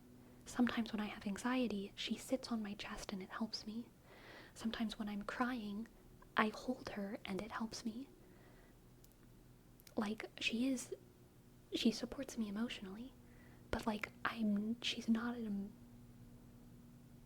incentivized of kind of taking something away from people who have a much greater and much more specific need than me, because it makes my rent cheaper, and I don't like that incentivization. It feels gross for me to do that. Yeah. if you get an animal specifically as an emotional support animal, that's great. But it seems kind of opportunistic to take an existing pet and register as an emotional support animal. Yeah, totally. Thanks to capitalism, even our pets need jobs to function in society. Yeah. I don't really mind the emotional support animal pets not have to pay extra rent and such, but when people demand to take them places like grocery stores is when it's too far. I mean, like, if people need service animals, I think that's great, obviously. And it's just hard to tell who really needs something and who doesn't. It's just hard. But obviously I want people who need their animals to, like, have their animals. At the end of the day, it's more money in your pocket and less than your landlord's, though. I know, that's why I'm so conflicted. Hello, Hyun, welcome in. How do you feel today? I'm excited, obviously. There's so much to talk about here. There's so much to talk about today. I'm so excited. Now, this all said, I will be getting myself an emotional support animal, an emotional support donkey that I will take with me everywhere. Good, Miss Hollow. Very Jesus of Nazareth of you. I love it. Hosanna, glory to God in the highest. Never let anyone take that donkey, okay? Hosanna, Hosanna. Don't get me started on terms of service and accepting cookies. I know, they Fuji. I know. Okay, I need to get myself ready for uni now. Enjoy the rest of the stream. Farewell, isolated. Have a good day at uni. Yes, we're on this earth to do stuff and things. Yes, pumpkin spice. Yes. I meant more so that it was labor that helps to relieve stress and allow creativity versus labor that is just work. I agree. Like, labor that exists to relieve stress, that helps to relieve stress and allow creativity is definitely better than labor that is just work. But I do think that labor that is just work is good. It is good. I think that when 10-year-olds have to wash their grandparents' feet, it's good. It's good. And I think that when 40-year-olds have to change their kids' diapers, it's good. And I think that when villagers have to shuck all the corn for the town, it's good. Even though it's sometimes stressful, I think that kind of discipline to do what we must for the people around us, however big that bubble is, whether it's familial or on a village level, or today on like a wider society level, people who are doing, the super high tier IT stuff, people who are doing farming on a giant scale. I do think that the fact that we do these things is good. I think it's good. I think answering emails, having the discipline to answer your emails is like good. Because it is an indication that we are not islands. Yeah. But I obviously agree that labor that helps to relieve stress and allow creativity is more fun. And that's kind of part of the definition of it, I guess. The idealism is really shining through right now, and I'm here for it. Oh, thank you, KFC. Thank you for being on this journey with me. My therapist recently explained to me hobbies and work do not have to be mutually exclusive, and that really hit. Yeah, so like I had a personal philosophy whenever I was younger. People kept telling me in my life, my friends wanted me to make my hobby my job. They wanted me to do full-time YouTube. They wanted me to sell the crafts and stuff that I was making as art. Some of these things over here are like sculptures and stuff. They wanted me to sell these things, market these things, and I didn't want to at that time. I didn't want to turn my hobby into art, but I had this philosophy of like, I want to turn my job into my hobby. And at that time I was a line cook, and for a number of years that's what I did. I turned my job into my hobby, and my job was the best part of my day, and I loved it. Some people would hear that and think that it's sad, but it really wasn't. And I was doing art at that time. after my job, I would go home and I would play piano, I would write songs on my ukulele, I would do all these things.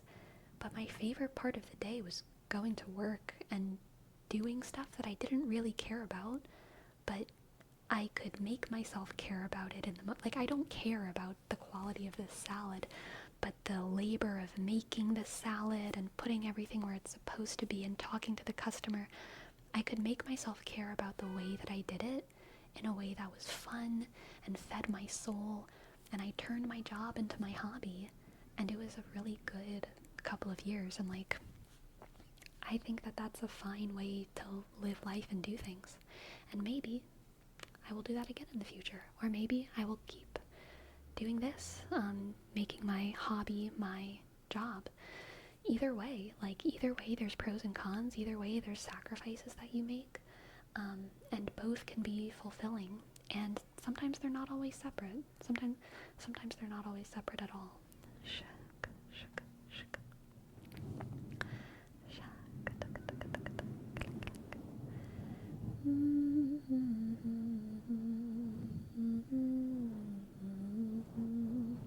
Yes, Lord, yes, Lord, yes, yes, Lord. Yes, Dolly Joel.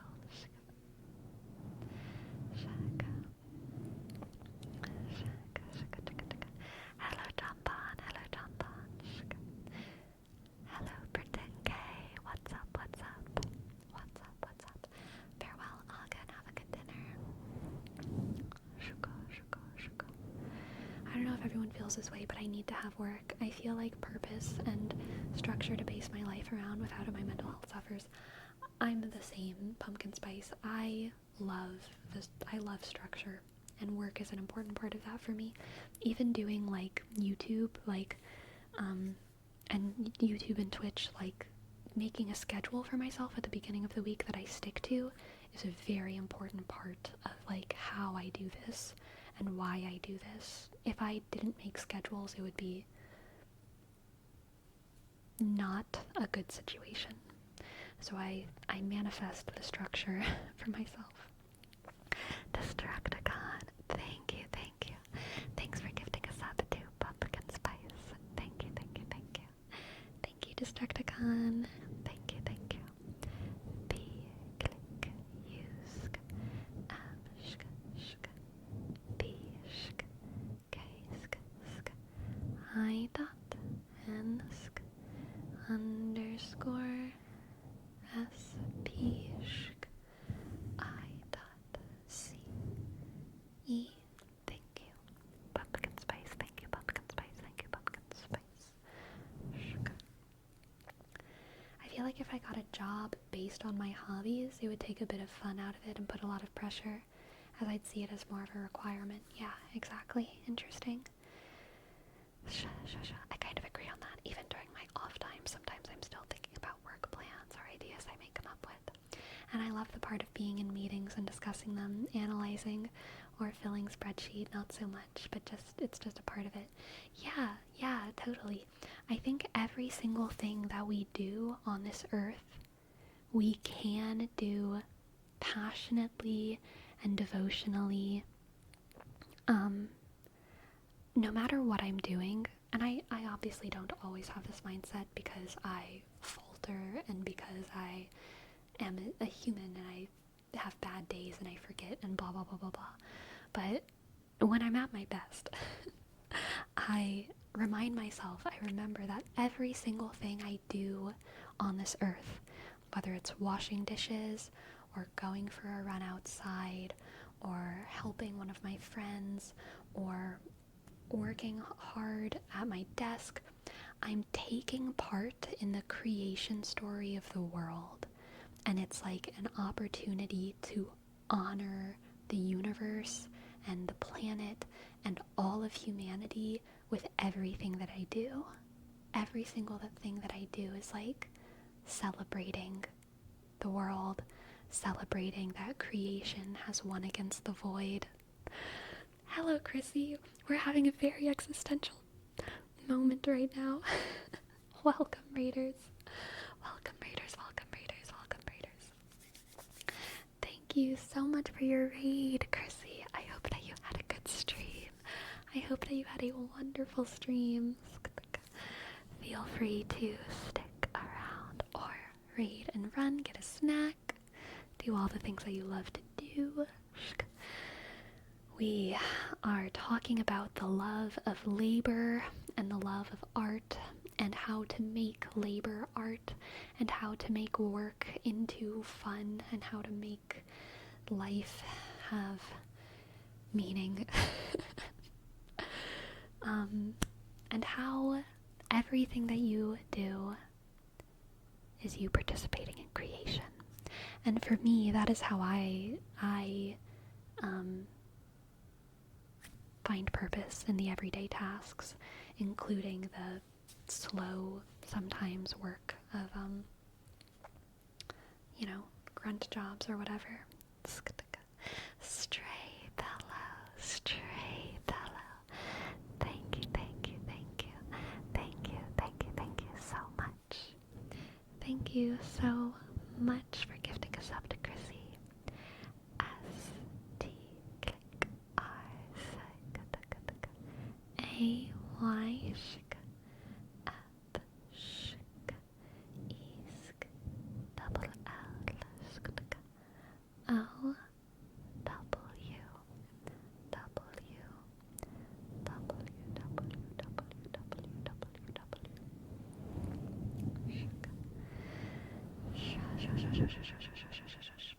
It's just a reminder that with every little thing we do, we're helping the world to keep going. So everything matters. We all matter. Yes, we all matter. And even the things that you do that no one sees, they matter because they're part of the world. They're part of the world, and you are part of the world.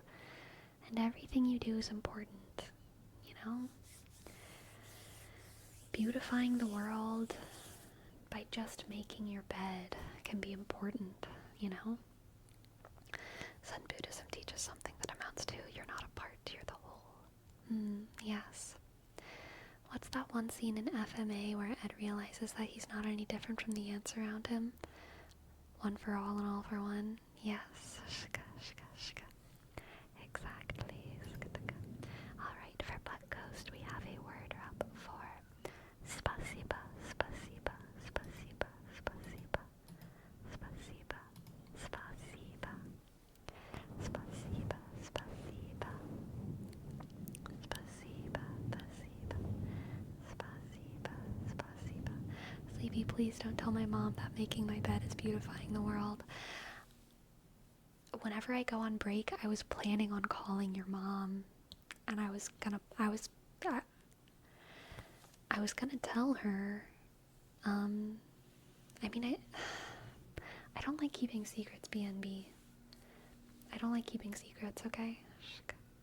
Spasiba, spasiba, spasiba, spasiba, spasiba,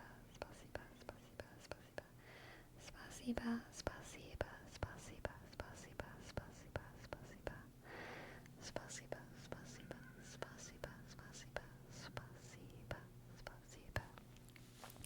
Everyone quick, contact BNP's mom. Yep, click. Spasiba, spasiba, spasiba. Spasiba, spasiba, spasiba. Spasiba, spasiba, spasiba. Spasiba, spasiba. And for they, Fuji, we have shk. Fuji, Fuji, Fuji, Fuji. Fuji, Fuji, Fuji, Fuji.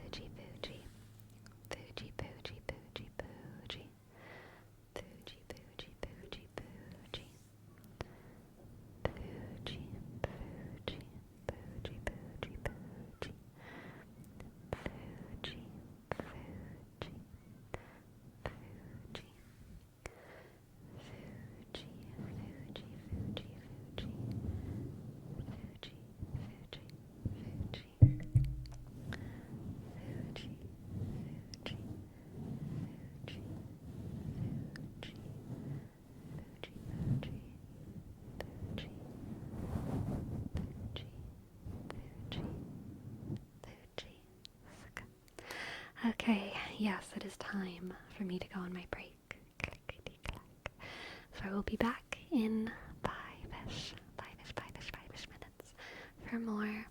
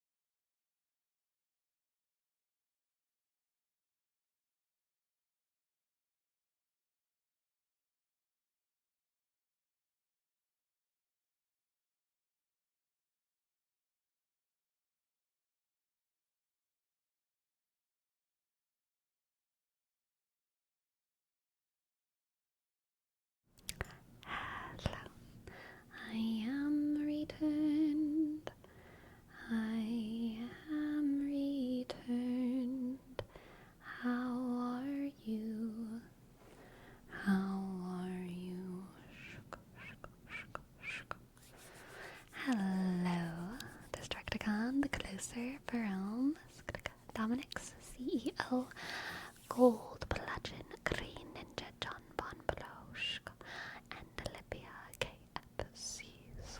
How was the break? Good. I spent it looking for my phone. I don't know where my phone is, which is fine. Who needs it? You know what I mean? Who needs it? Somewhere. I don't know where though. BNB was saved. Really, really, truly. But, you know, I do have his mom on Discord, so there's other ways. There's other ways.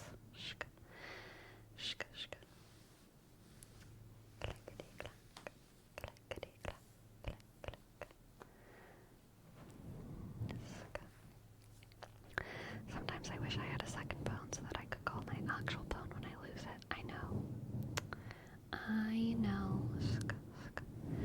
The fact that my mom has Discord is news to me. Oh. BNB, your mom has all kinds of things that you don't know about. But it's not mine to tell. Not mine to tell. Have you ever used the I lost my phone thing of iPhones to find it around the house? No. DF Colton, 23 months. That is wild. Thank you.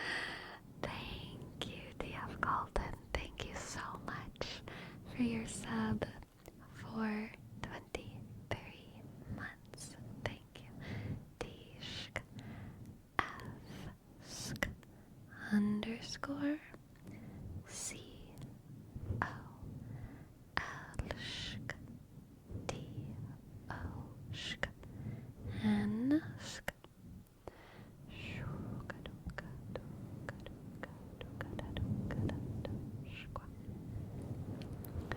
My watch can play a sound on my phone to find it. That's so useful. Ah, that's nice.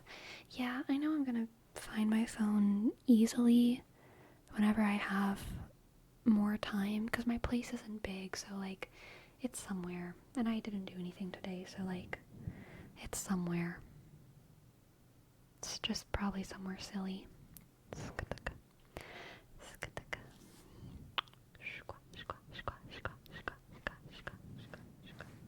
It's not under the desk, because I'm looking under the desk. I don't see anything there. That's what you said about the strength card, and I was lost for like a month. Okay, but those were higher forces, okay? Those were higher forces keeping the strength card away. I don't think that's happening with the phone.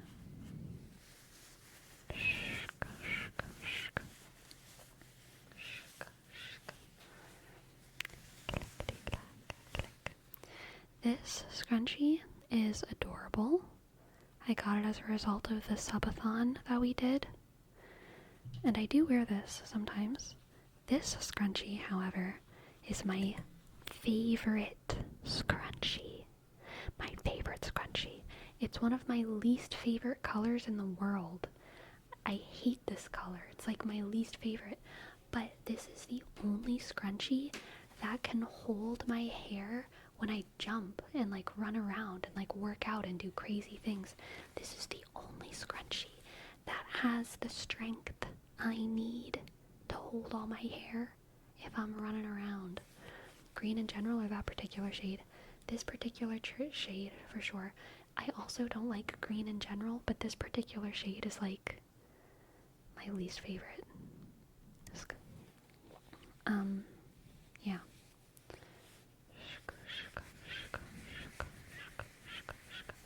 Do you have a lot of hair? I have slippery hair. I have slippery, slidey hair. My hair is thin, but also frizzy. I don't have actually a lot of hair. I have like a normal amount of hair, but it's very frizzy, so it looks like a lot of hair. You know what I mean? And sometimes it's curly and it like looks like a lot of hair, but it's there's not actually a ton, you know, like it's not like super thick, and I don't have a ton of it, but it's very frizzy. I just said the same thing like 5 times. That's okay. I'll say it even more. I have like a normal amount of hair, but it's like very frizzy, so it like looks like a lot. If it's like curly or if it's like normal, but like if it's like wet, then you can tell that like there's not very much of it, but there is more than like what it looks like because it gets frizzy. Then there's a lot of it. But it's very slippery. It's very slippery slidey because it's very thin. So, I think hair ties do just like slide off of my hair all the time. Shk. You run around and do crazy things frequently? Oh, crestfallen. Yes. Shk. My cat is being very silly right now. She's being adorable. She's playing with... I don't even know what she's playing with. She's playing with something on the floor. You make a great point. Sleepy, should I change my username color to make it more visually appealing to you? My favorite color has to do with me and my relationship to this color. This color looks great on some other people. And actually, one of my favorite skirts is this color. But I don't mind. I don't know why. Maybe it's because I'm healing. But this color looks great on a lot of people who are not me. It's not that it's not my least favorite color because it doesn't look good on me though. It's just I don't feel good with this color. I don't like it when my stuff is this color. I don't like being around this color, but like other people can rock this color and it's like great and it's fine and I'm like chill with it. Other people can have a whole house of this color and it's great and it's fine and I'm chill with it. I would just never want to be in a room surrounded by this color because I don't like it for me. But I love that trees are this color. I love that swamps are this color. That's great for them. I love to venture in there and appreciate them, but I'm just not gonna buy a toaster that's this color, okay? Shaka. Why do you hate that color then? Because I don't like it. Deifuji. Thank you for your sub. Thank you, Deifuji. Thank you, Deifuji. Thank you, Deifuji. Thank you. T-sk. H-sk. E-click. Y-sk. F-sk. U-sk. J-click. I tap. Thank you. What's your favorite color then? I don't really have a favorite color, honestly. I like a lot of colors though. I love warm colors. I love gold. I love white. I love orange. I love pink. Did I say red? I love red. I like blue. I like purple. I like all the pastels. I love all of those. Yes. Shka.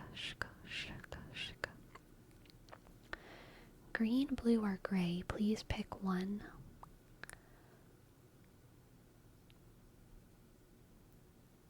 Out of those, probably blue. But it depends on the blue and it depends on the gray. There's a lot of grays that I really like. I really like silver. Pretty much all but that green. Yeah. I don't like green. Which one do you feel fits you better? Like when buying clothes, what colors do you look for? I think I look good in warm colors. I think everyone looks good in black, and I think everyone looks good in white. I like wearing both of those colors. But I think earthy colors look good on me. I like browns and golds and oranges and reds and stuff. I think that those look good on me. Blue is not like a color that I wear often, but I do like blue. I think it's good. I think green is good. And like sometimes I do wear green and it looks good on me because it like contrasts with my hair and like there's something that kind of gives another like earthy vibe. But I would always choose brown or orange to wear before green just because I don't like it as much. I just don't like green as much.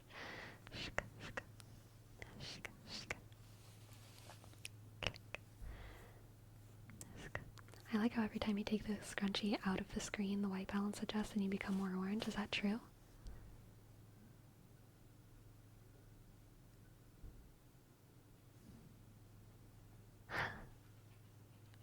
That's funny. That's funny.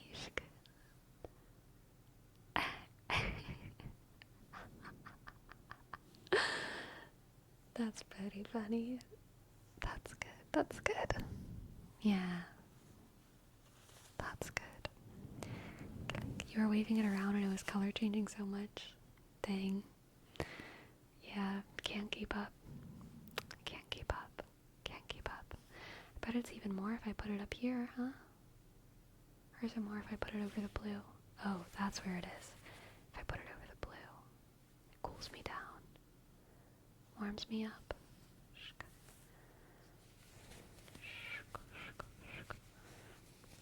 Are the pigtails forever gone? No. We can do pigtails. Although I don't have any ponytail holders with me right now. I just have my scrunchies. Okay. Here we have a word wrap. Let's see. Spread your love. Today's Korean challenge. 사랑구 펼쳐라. 사랑구 펼쳐라. 펼쳐라. 사랑구 펼쳐라. 사랑구 펼쳐라. 사랑구 펼쳐라. 사랑구 펼쳐라. Spread your love. 사랑구 펼쳐라. There we go. We have some mismatched pigtails. 사랑구 펼쳐라. We can make them a little bit better though. There we go. It's always good to fluff up your pigtails a little bit.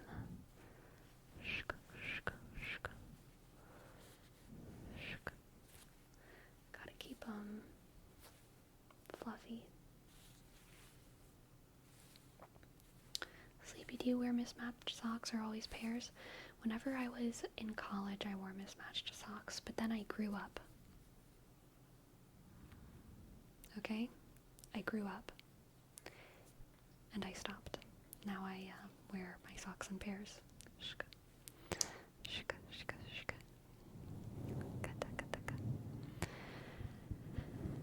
Do you ever do intricate braid patterns or that classic fantasy girl braid hairdo? Not really anymore. I mean, there was a time in my life where I would do that, but not really. Not really. 사랑고 펼쳐라. Thank you, Yun. I'm glad you approve. 사랑고 펼쳐라. 사랑고 펼쳐라. It's just because you write it so well, Hyun. You write it so well. 사랑고 펼쳐라.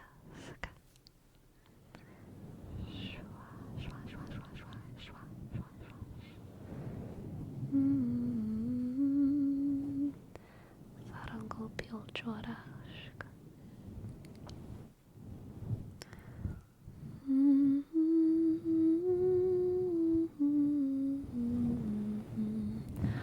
Destructicon. You forgot about your strawberries. And they are getting mushy. Come on. What is wrong with you? You're a strawberry murderer. You are not a strawberry girl. Kicked out of the Strawberry Girl Club community, okay? No good, no good, no good. No good, no good. Hello, Jesus. Welcome back, welcome back, welcome back. Welcome back, welcome back, welcome back. Shka, shka. Click. Sleepy, I honestly wouldn't mind if you cursed me. Sweet mother, send your child unto me, for the sins of the unworthy must be baptized in blood and fear. Sweet mother, send your child unto me, for the sins of the unworthy must be baptized in blood and fear. Sweet mother, send your child unto me, for the sins of the unworthy must be baptized in blood and fear. Shk. Am I doing it?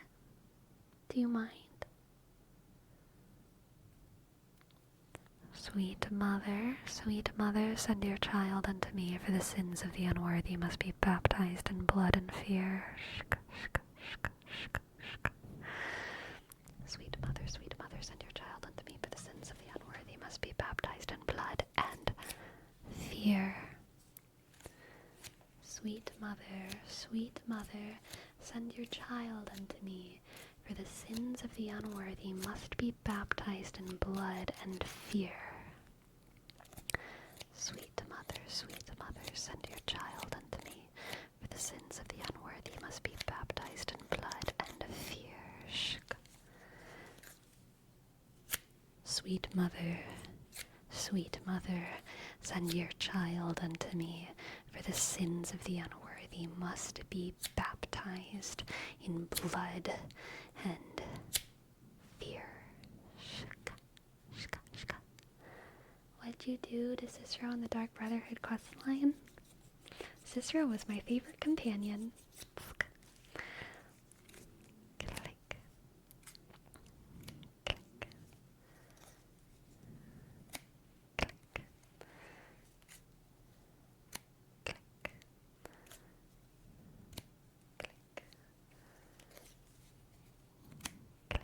Hello, Pedro. Welcome in. Alright, Savvy Nikki. Shk. Savvy is so sleepy. Shk. There you go. Savvy is so sleepy. Savvy is so sleepy. Sleepy. Sleepy. Savvy is so sleepy. The intrusive thoughts are just like so much right now, y'all. It's so much. It's so much. Savvy is so sleepy. Savvy is so sleepy. Savvy is so sleepy. Savvy is so sleepy. Savvy is so sleepy. Savvy is so sleepy. Savvy is so sleepy. Savvy is so sleepy. I think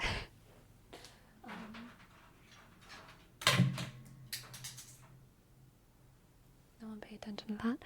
I think it would be funny if for my cat / fox ears, I put a little snip in their ear to show that, like, you know, I'm fixed. The way they do. That way no one has to worry. I think it'd be funny. Click, click, click, click. Savvy is so sleepy. You're very welcome, Savvy. Savvy is so sleepy. Shk. Savvy is so sleepy. Shk. Savvy is so sleepy. Savvy is so sleepy. Savvy is so sleepy. Shk. I can fix her. Snip's ear. That's a good one. That's a good one. OJ toothpaste. Savvy is so sleepy. Savvy is so sleepy. Savvy is so sleepy.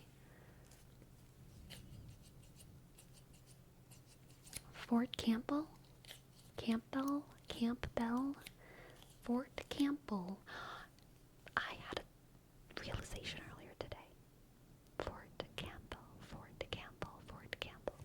I never made the connection, Fort Campbell, that the Shire in Lord of the Rings, the word the Shire, that Shire is like a reference to all of the places in England named like something shire, like Bedfordshire and Lancaster and Gloucestershire and is there a Campbellshire? Yorkshire, Hampshire, all of the shires, and Worcestershire.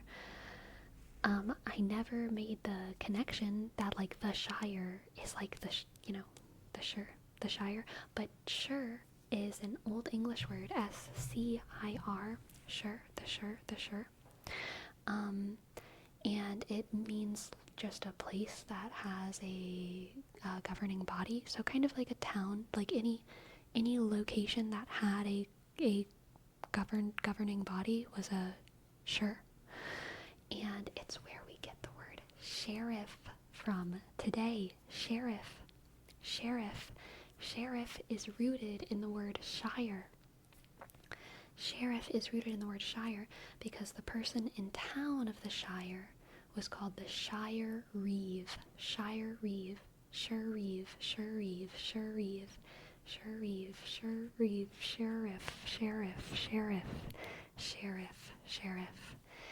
It was, I believe it was that, Sheriff. And it's all connected. Exactly, Neatrix. It's all connected. A state in a more general sense. I would say a state in a smaller sense.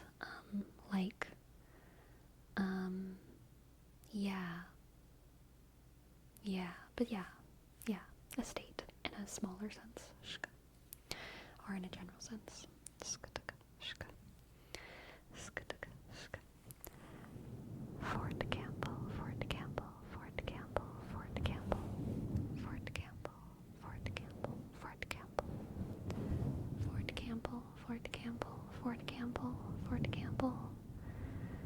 Fort Campbell. Do you support our troops? Absolutely, I support our troops. Absolutely. Fort Campbell.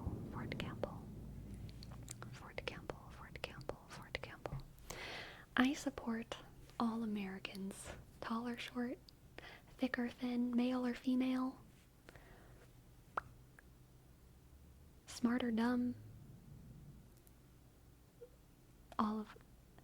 all Americans and natives and honestly non-Americans and the dead. I don't think there's a kind of person I don't support.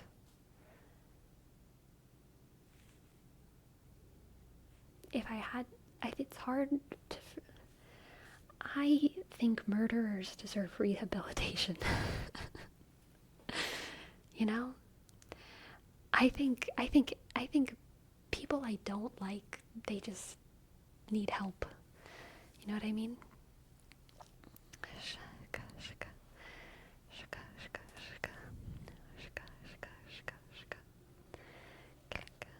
Death penalty? I do not like the death penalty. I am pretty anti-death penalty.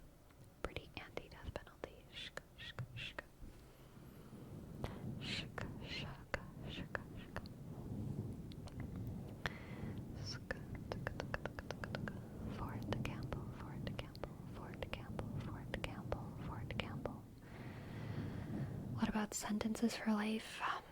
I don't like punitive justice. I'm not in support of punitive justice. I do think that and it's very small, I do acknowledge that there is a small minority of criminals who cannot be rehabilitated. I still don't think they should be punished and hurt for the rest of their lives, but I acknowledge that they should be kept away from society for their own safety, for everyone else's safety. I don't necessarily think that they should live in luxury, because that wouldn't be a wise way to spend our resources, but I do think that people generally, I think prisons are more shitty than they need to be, because they have more people than they should have in them. And some people need to be put away for life. It is true. But I think it's a very small minority of people. And I wish that rehabilitation and therapy and all of these things were better, because unfortunately a lot of the rehabilitation that happens in prison isn't good enough quality. It kind of sucks. Therapy is psychology is honestly still kind of new. even good psychologists are participating in like a new science, so like it's hard. But as I've iterated many times, I am an idealist, and I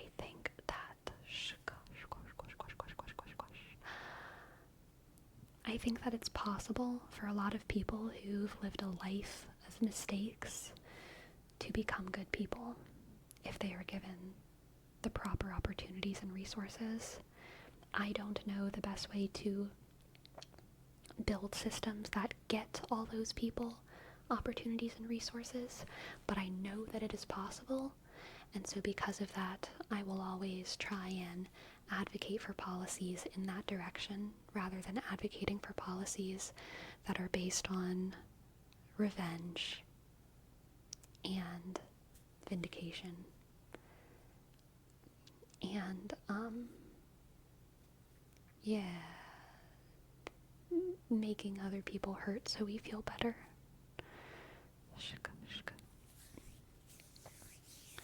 Usually it's an unlucky set of circumstances that made them who they are. Humans are very, very adaptable to their environment. Yes, exactly. Prisons are unfortunately a for-profit system as I stand at the moment, which sucks. Yes. Yeah, but like if a guy randomly goes and shoots 15 people, I don't know how you can justify getting them out of prison. You think there's a way to rehabilitate them and justify getting them out when they can do the same again? Yeah.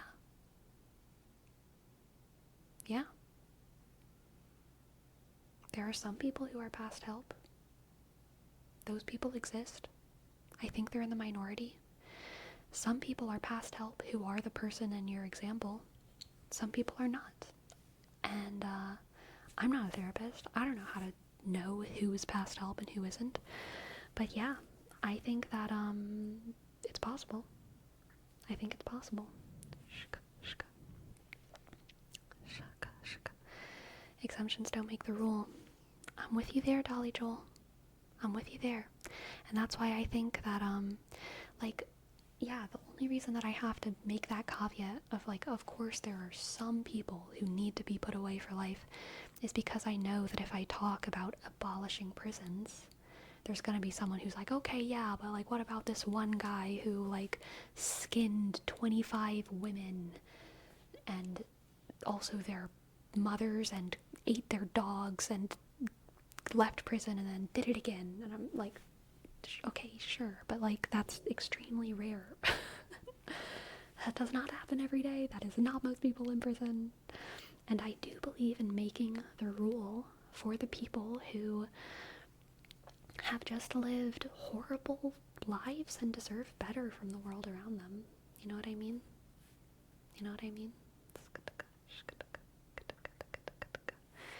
I think if there's a system in place that genuinely cares about them, I think if there's a system in place that genuinely cares about them, can help, or at least help identify the causes that led them to that, this helps prevent them in the future. Yeah, for sure.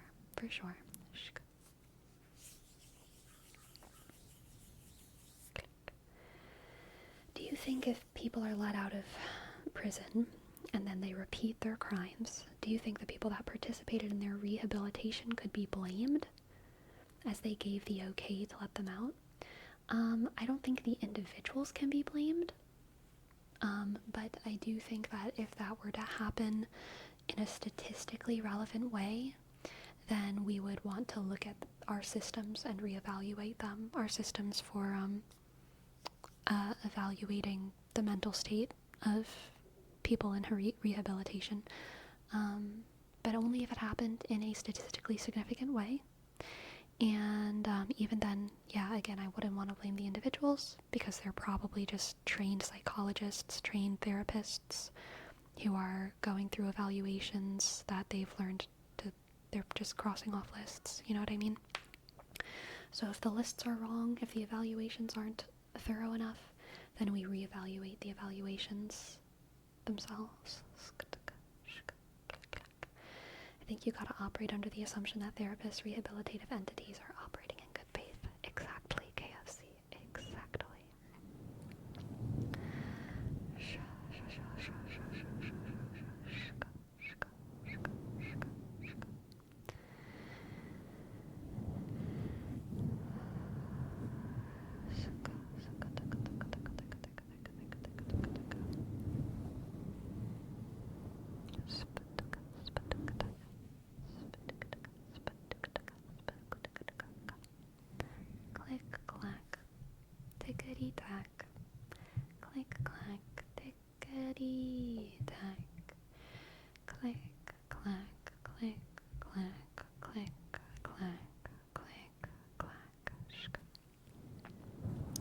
MMR update. So, as everyone knows, MMR is reset. I do not know what my current MMR is. I think it's like 1,900 something, 1,800 something maybe. I didn't play as much today as I played yesterday. I think I only played like 2 games today or something. Maybe even just, I think I played 2 games. I think I played 2 games today. I played some last night. So I haven't gotten my fix in, you know. I think tomorrow I'm gonna play a lot of Hearthstone. Maybe Friday.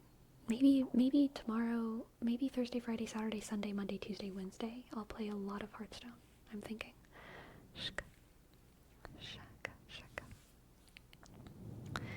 Personal responsibility dictates that those who commit the crime are generally at fault.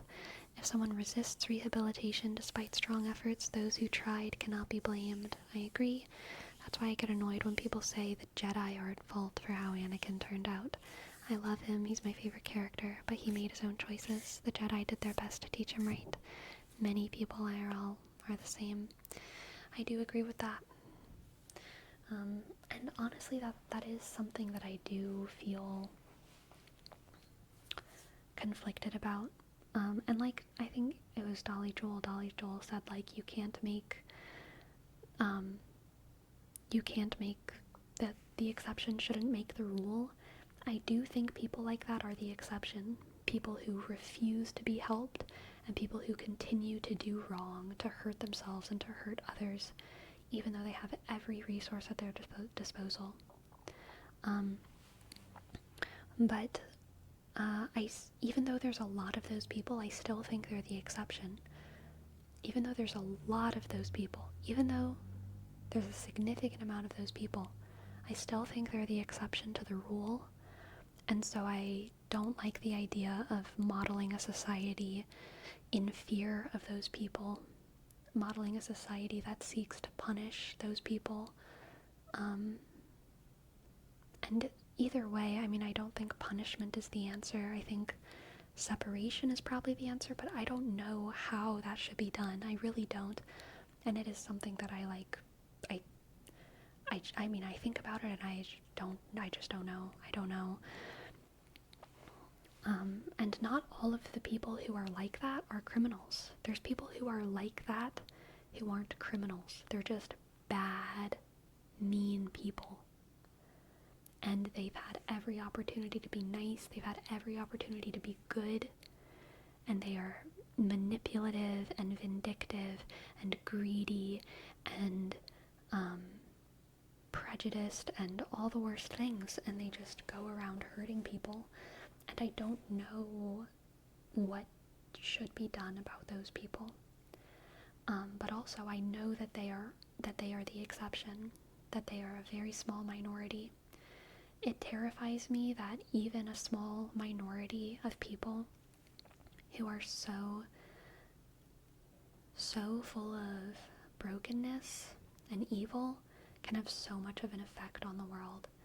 If there's a village of 100 excellent people, one bad person can do so much harm, and that sucks, and that is scary, and that's scary, and I don't know what to do. I don't know, but I think whatever we're doing is the wrong thing. Like, the American prison system certainly isn't the answer. The American law system is not good enough. The American justice system is not good enough. We don't have enough grace for people. We don't have enough mercy for people.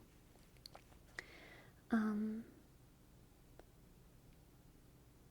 lot of times the punishment, or I don't want to say the punishment, the response to the crime doesn't make sense for the crime. I think some crimes need to be responded to in ways that aren't prison. Like, it doesn't make sense that prison is the answer to some crimes. It doesn't make sense that money is the answer to some crimes. I don't know how to fix all the problems, but I know that we have a lot of things that we need to improve. And I know that people deserve grace and people deserve justice. And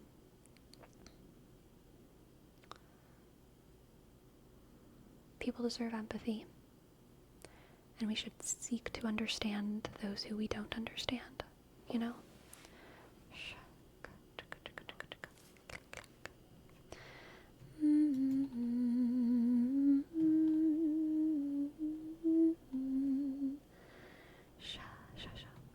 When someone's not keen on rehab, we gotta figure out why. Is it because they're dealing with mental health stuff or just not caring and feeling hostile? One reason could be easier to understand than the other, but either way, we should lend a hand and try to sort things out. Right, and also, like, rehab doesn't always need to mean sitting in a room with a therapist. Rehab doesn't need to mean sitting in a group therapy setting. I wish rehab could mean more things. Some people need play as rehab. Some people need to go like, in order to get to the point where they can sit down with a therapist, they need to go play kickball or something. They need to paint. They need to do other things before they can get to that vulnerable space. And that's complicated. That's complicated to consider in the argument. I think society also relies on theatricals, like perceived order and safety. Very true, Neatrix. Very, very true. The theatrics. The theatrics of society. There's definitely somewhat of an obsession/fixation on punitive justice that I've noticed in this country. Oh yeah. Oh yeah. A lot of people can't tell the difference between make-believe and reality. Yeah. Widowmaker, thank you so much for your tip. Thank you, thank you, thank you. I would love to give you a tarot reading. I think a lot of time people want that instant gratification of justice, and that's reasonable and human.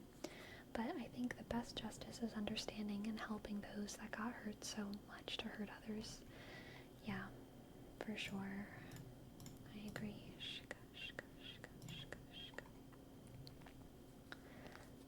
I agree with you, Sleepy. It's just hard to understand because it's hard to be in their shoes. But in general, I'm in the same boat. Yeah. I'd also rather not have permanent punishment when the system isn't 100% correct. We have a lot of cases of mistrials and people being punished for crimes they didn't commit. Yeah, for sure. I saw a video of a dude who was arrested for murder, and they provided uni studies for IT and tech, and now it's working in the data company, so that's rehab for you. That's in Europe, I believe, yeah. They say they become your surroundings. Maybe we put them in a room with puppies. I like that. I like that. Okay. Widowmaker. Widowmaker. Widowmaker. Widowmaker. What do the cards have for Widowmaker? Widowmaker. Widowmaker. Widowmaker. Widowmaker. Widowmaker. Widowmaker. Widowmaker. Widowmaker. For you, we have the Empress. Nope. The Emperor. My bad. My bad. The Emperor. The Page of Pentacles. The Emperor. The Page of Pentacles. And the Seven of Swords. The Seven of Swords. The Seven of Swords.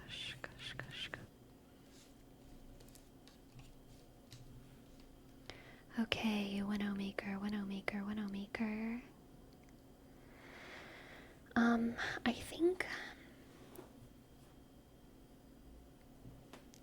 I think you're being encouraged here that, like, it's okay to, like, fib on a resume a little bit.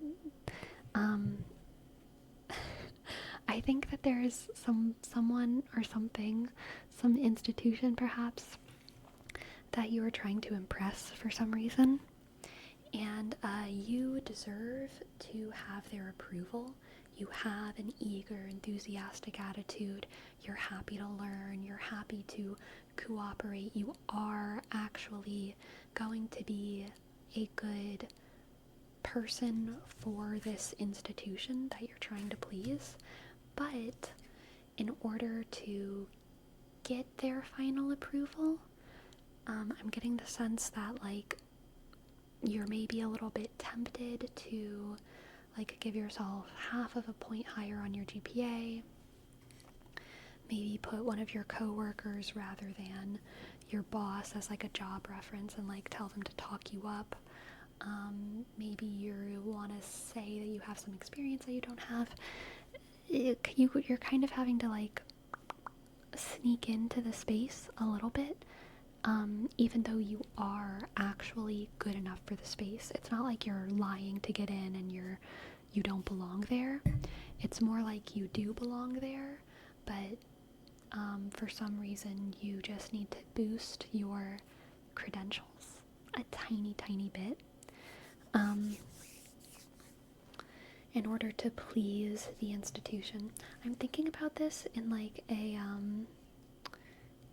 job context, but it could also be like a social context, like, you know, like maybe if you don't want to say you're an ASMR artist, you say like, oh, I make relaxation videos, you know what I mean, in order to impress the people around you, because you don't want to go down the ASMR rabbit hole. It's like kind of the truth, but you're also kind of smoothing it over in a way that makes it less of a contentious issue.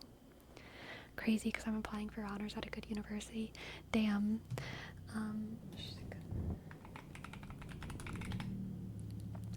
I do not necessarily think that you should be lying on your resume when applying to university, okay? Okay, Widowmaker? But this is what the cards have presented to me today. And I am communicating their silly little message, which is not necessarily what you should do, okay? But yeah, don't be afraid to, like, put your best foot forward. You know what I mean? Whenever you go in for, like, this is, in my experience, whenever you go in for a theater audition, and if any of y'all are theater people, this is how you get people's attention. So here's some tips. Whenever you go into a theater audition, it's called slating when you introduce yourself and you say what you're going to read. And then you begin your monologue. So your slate is, hello, I'm Tessa, and I'm reading Adriana from Shakespeare's Comedy of Errors, or something like that. Different people have slightly different ways of slating, but generally, like, you say your name, you say what you're performing, and the secret is not necessarily to make any specific face or do anything, but it's to say your name and to say also the character that you're playing with a lot of love. You really have to feel your love for yourself when you introduce yourself, even though in a normal life setting you don't, like, always love yourself, right? Like, we're all just people, and sometimes we, like, don't eat the best breakfasts and our noses are full of cat fur. But you go in and you manifest love for yourself and for your character, and you say, hi, I'm Tessa, and this is Adriana from Comedy of Errors. And you really put that love in to both of those names, and then you sit and then you go, you know? And that's, like, how you put your best foot forward. And this is kind of like that. It's like you don't have to lie to get into this thing, but you gotta put your best foot forward. You gotta clean up the edges a little bit. You've gotta, you know, put the TikTok filter on. It's not a lie. It's just you're enhancing yourself. Okay, Widowmaker? Enhance yourself. Don't be afraid. Don't be afraid to use the TikTok filter, alright, Widowmaker? Thank you very, very much for letting me read for you. I hope that resonates, and I hope you enjoyed. Thank you for your tip. Thank you for your tip. Thank you. Yes, like embellishment, exactly. You're very welcome. Very welcome. Damn, I should have slated before playing Ocarina for my 5th grade talent show audition. Maybe then I would have gotten in. Oh, darn. Maybe so. That's okay. You'll know next time. Have you ever played Dead by Daylight? No, I have not. This is Hillary Duff and you're watching Disney Channel. Yes, exactly.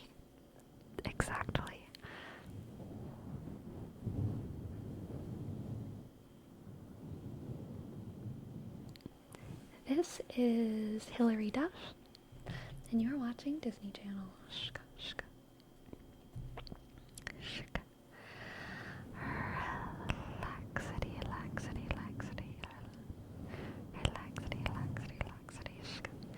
Neatrix, don't worry. It's always the right channel to say boom de yada, boom de yada, boom de yada, boom de yada, boom de yada, boom.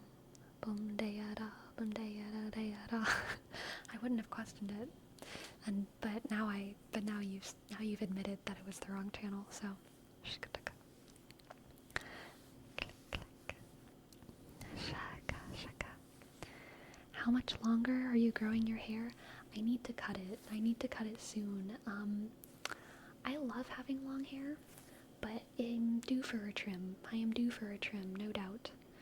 It's getting lengthy here. I feel like I should just like, I need to cut off these ends to keep it healthy. You know what I'm saying?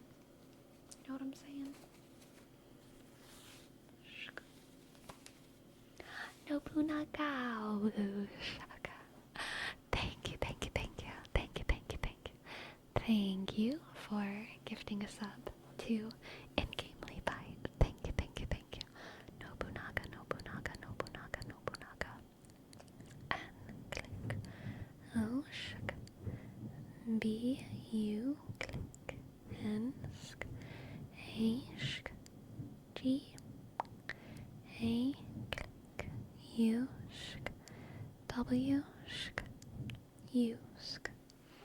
Thank you, Nobunaga. When's the last time you dyed your hair?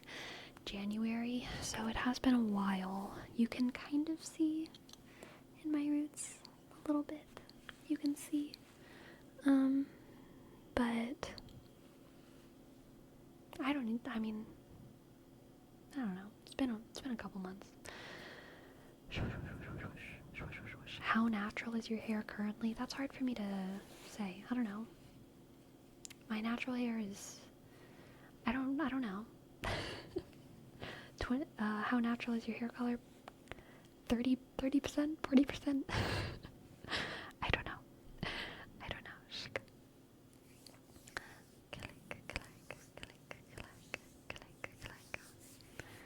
Click. Oh, Cliff Nerds. Thank you as well. Thank you, Cliff Nerds.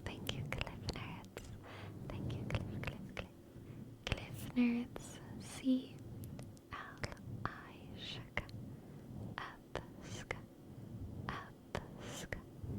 N, click, E, R, sk, D, sk, S. Thank you, Cliff Nerds. Thank you, Cliff Nerds. Thank you. Click. Shaka. You're gonna dye your hair again? Yeah, probably. I'll at least get the roots touched up a little bit.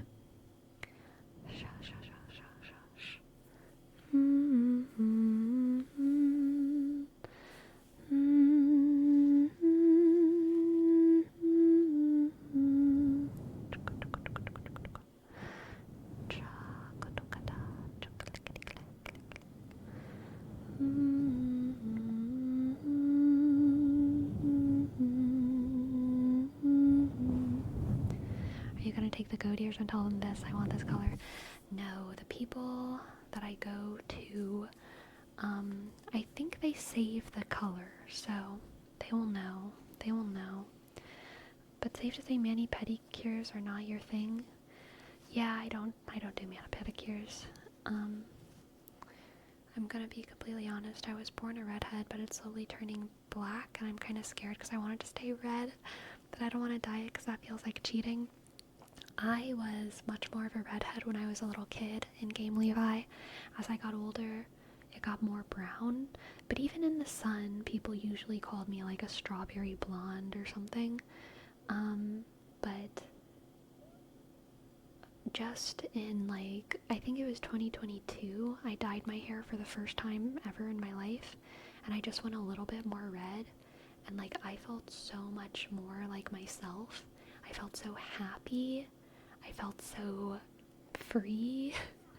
I do not regret it. It is not cheating. Like, it's just a hair color. It's just a hair color. Like, what does that, if you're cheating, implies that red is better than brown, or that brown is better than red, or that blonde is better than black. None of these things are winning. It's not winning to have any special hair color. It's winning to have a hair color that feels good to you, and that is whatever you want it to be, you know? So, it's okay. You're not cheating, you're just having fun. It's no more cheating than it is cheating to wear flattering clothes or to buy glasses that you think look good on your face.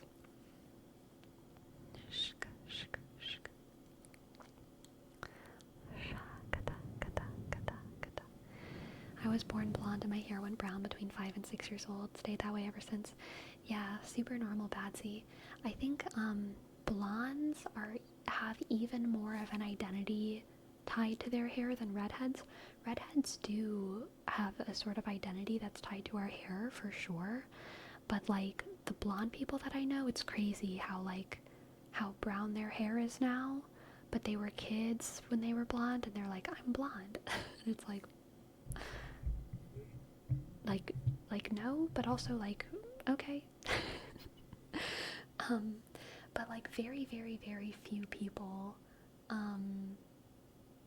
keep blonde hair after their kids. Like it's phenomenally rare for an adult to be blonde. It's like super small percentage of humans. But a lot of kids are blonde. And I think it's fine for people to dye their hair to make themselves feel like themselves.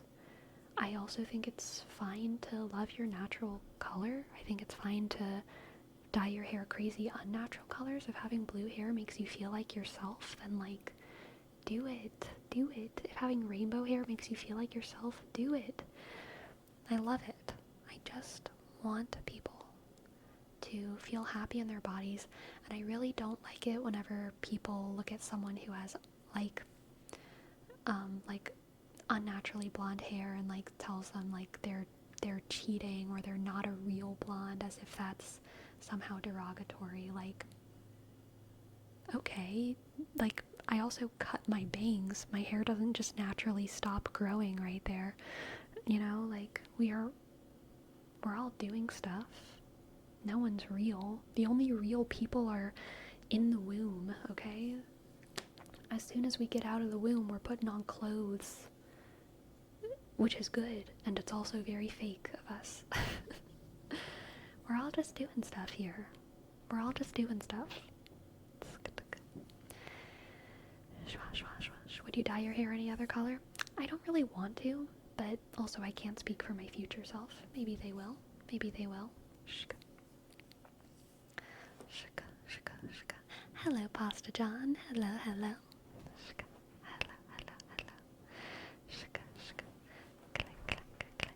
Sleepy, you think I can pull off red hair like Stark from Freerun? Absolutely. You've given me the courage to dye my hair to preserve my ginger hair. Yes, in Game Levi. Especially if you have short hair, it's not too expensive. If you have long hair, it's a little bit of an investment. For sure. But if you've got hair that's like this shorter, then like, yeah, do it. Do it. Do it, do it, do it. Shk. Shk. Shk. Shk.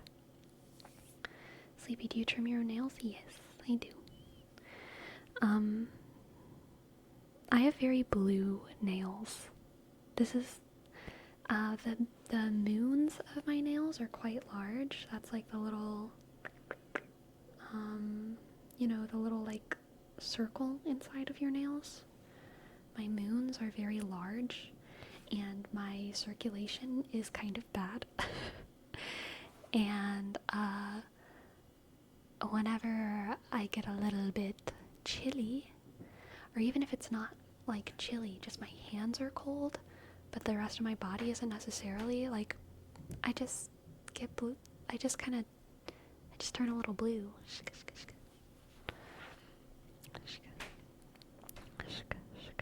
No, it's not paint. I just have blue nails. That said, like, my saturation is up when I stream, so everything looks more like the way it is. This is real life. They're a little bit less blue. They're a little bit less blue.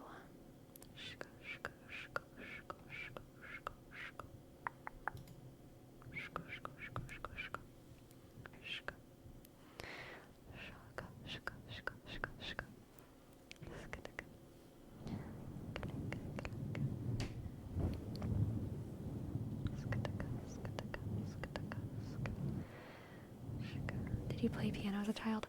I did. My family has piano hands, man. My family has piano hands. I stopped taking piano lessons, and so I'm not super good. But I did play instruments. I played saxophone, and yeah, like, my family has piano hands, for sure, for sure, for sure.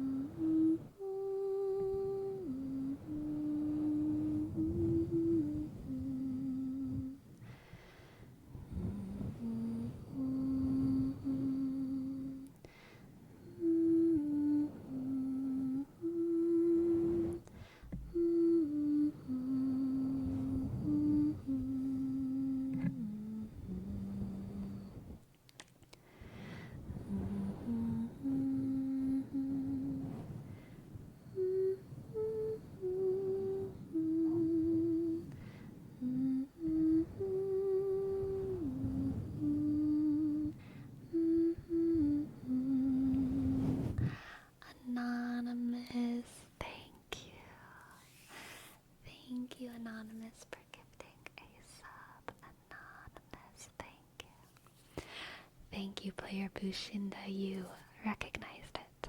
Will the circle be unbroken?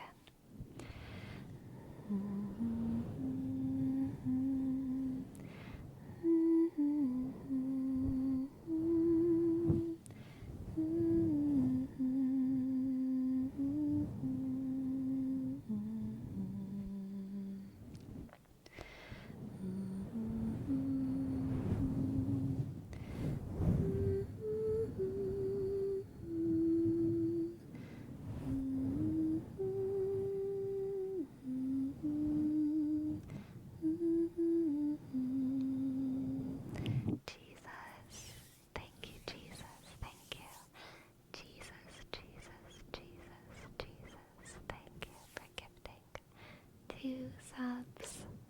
X click. J sk. E ishk. Z ushk. S X. Thank you.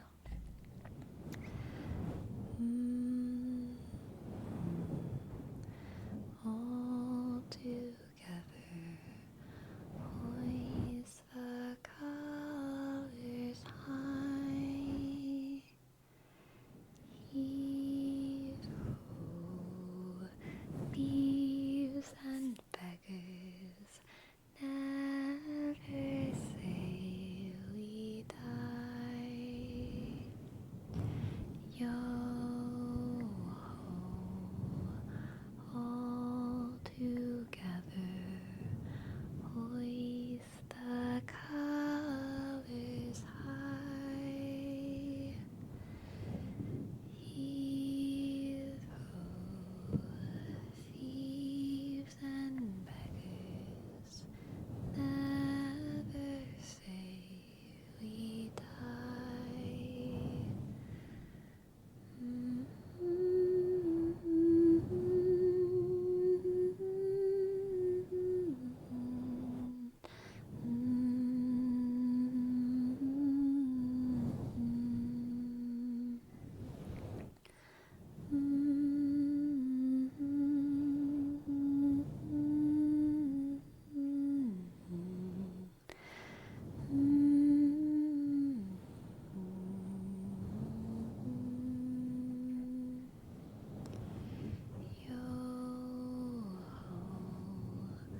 All together, hoist the colors high. Heave ho, thieves and beggars, never shall we die.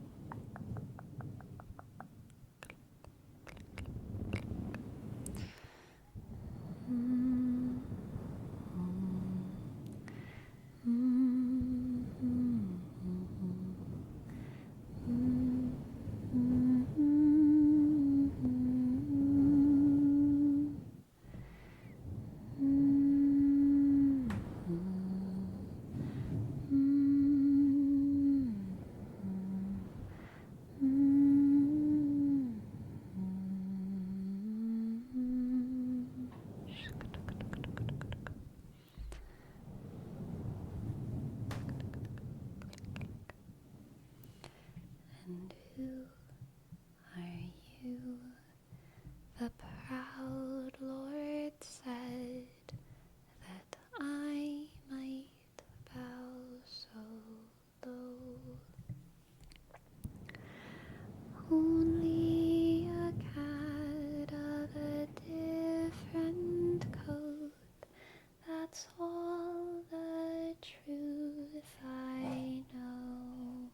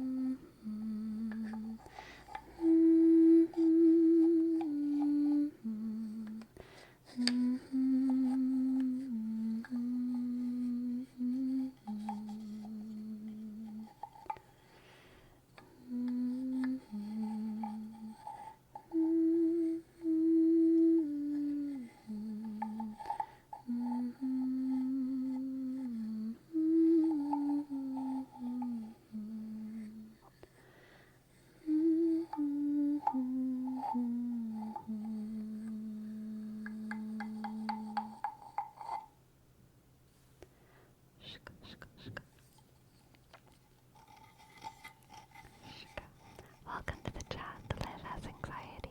Thank you, thank you, thank you.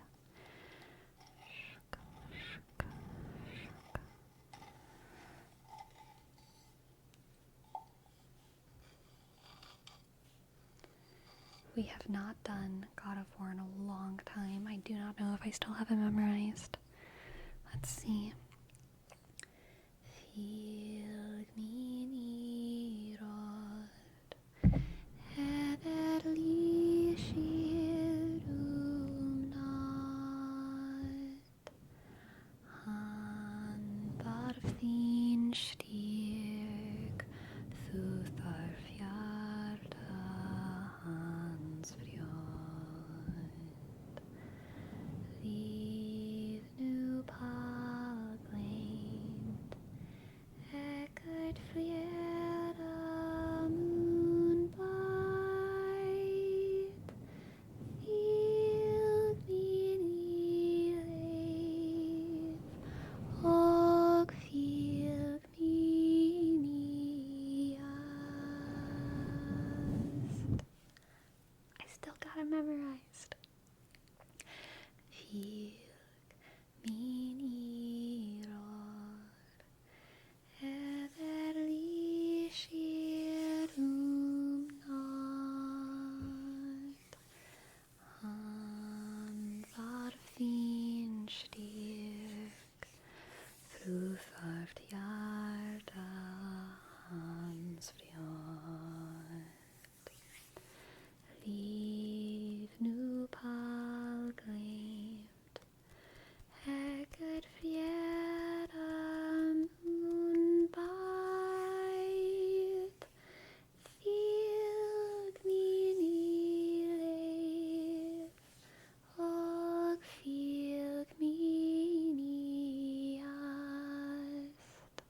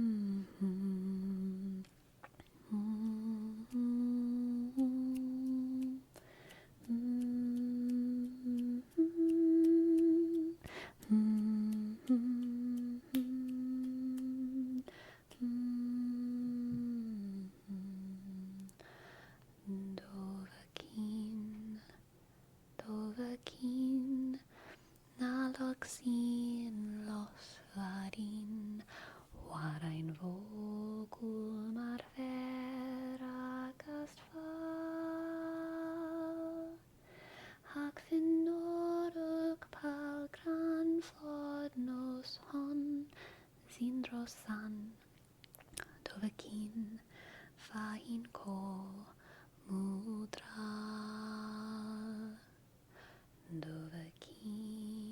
Dovakin, Naloksin, Losvarin, Warain Vogul, Madvera, Gastval, Hakvin Noduk, Palgran, Vodnos, Hon, Sindro-san, Dovakin, Fahin Ko, Mudrashk. Dovakin, Fahin Ko, Mudrashk. Shk, shk, shk, shk, shk,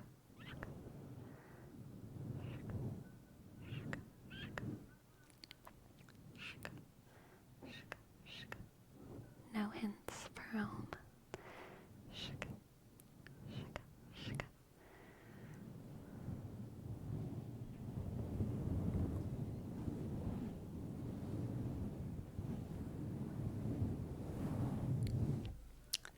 Salut, Dali Joel.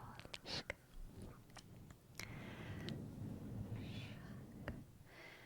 We need saviors to free us from Alduin's rage, heroes on the fields of this new war to wage. And if Alduin's eternals and eternity's done, or his story is over and the dragons are gone.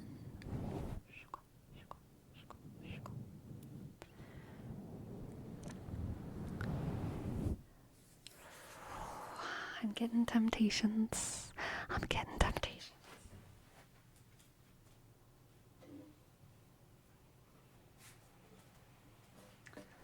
I'm answering my temptations.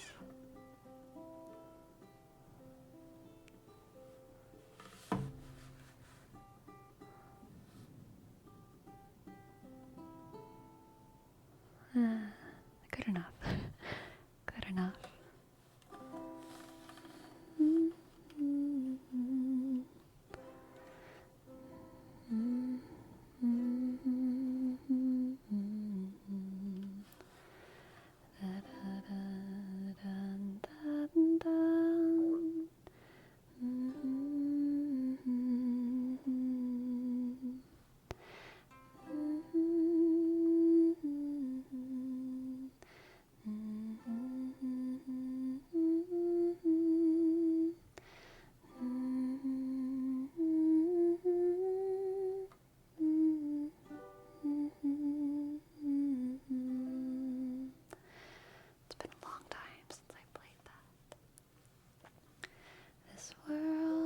Is not my home. I'm just passing through. My treasures are laid up somewhere beyond the blue. Angels beckon me through heaven's open door. I can feel at home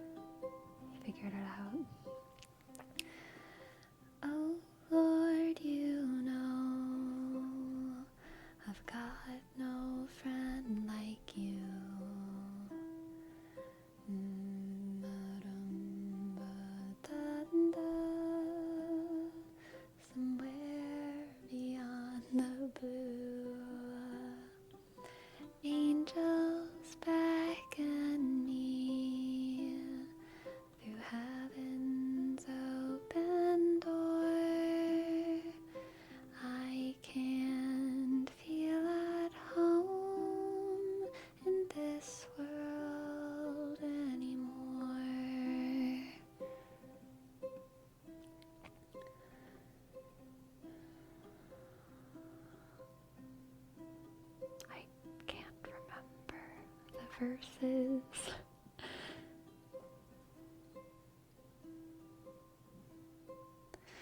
This world is not my home. I'm just passing through. My treasures are laid up somewhere beyond the blue. Angels beckon me through heaven's open door. I can't feel at home in this world anymore. This world is not my home. I'm just passing through. My treasures are laid up somewhere beyond the blue. Angels beckon me through heaven's open door. I can't feel at home in this world anymore.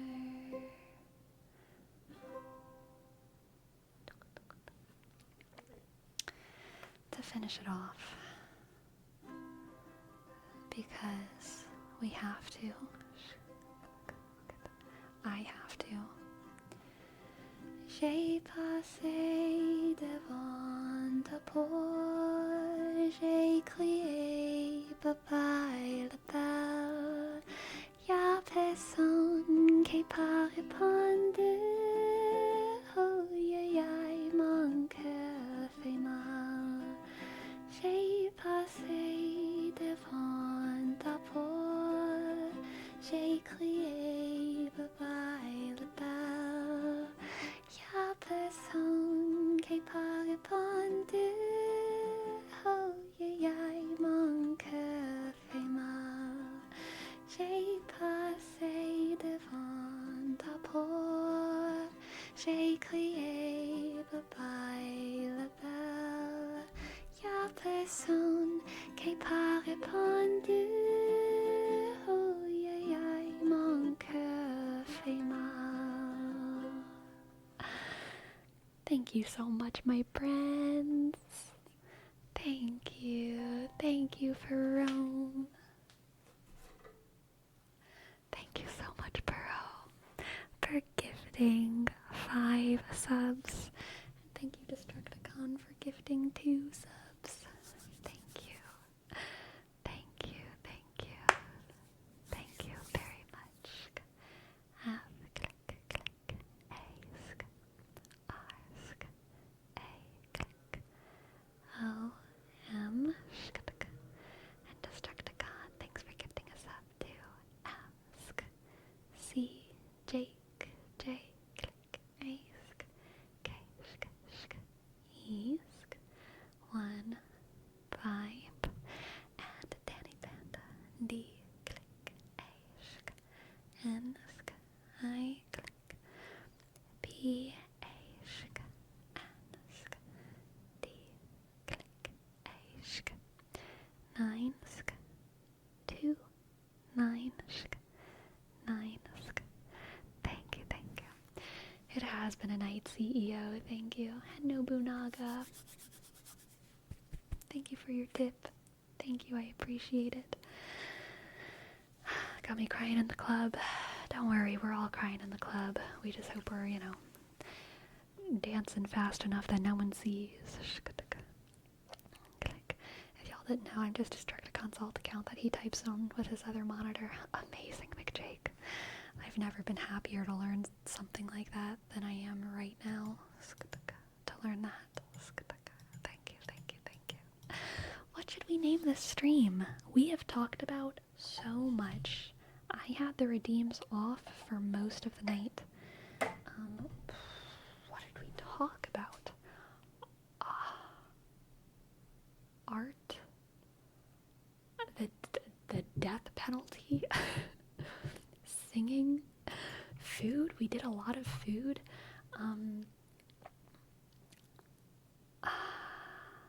Art, music, food. What else do you need in life, really? We talked a lot about food. Food.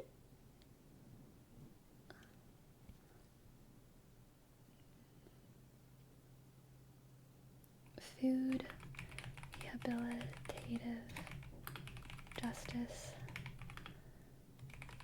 Fusroda.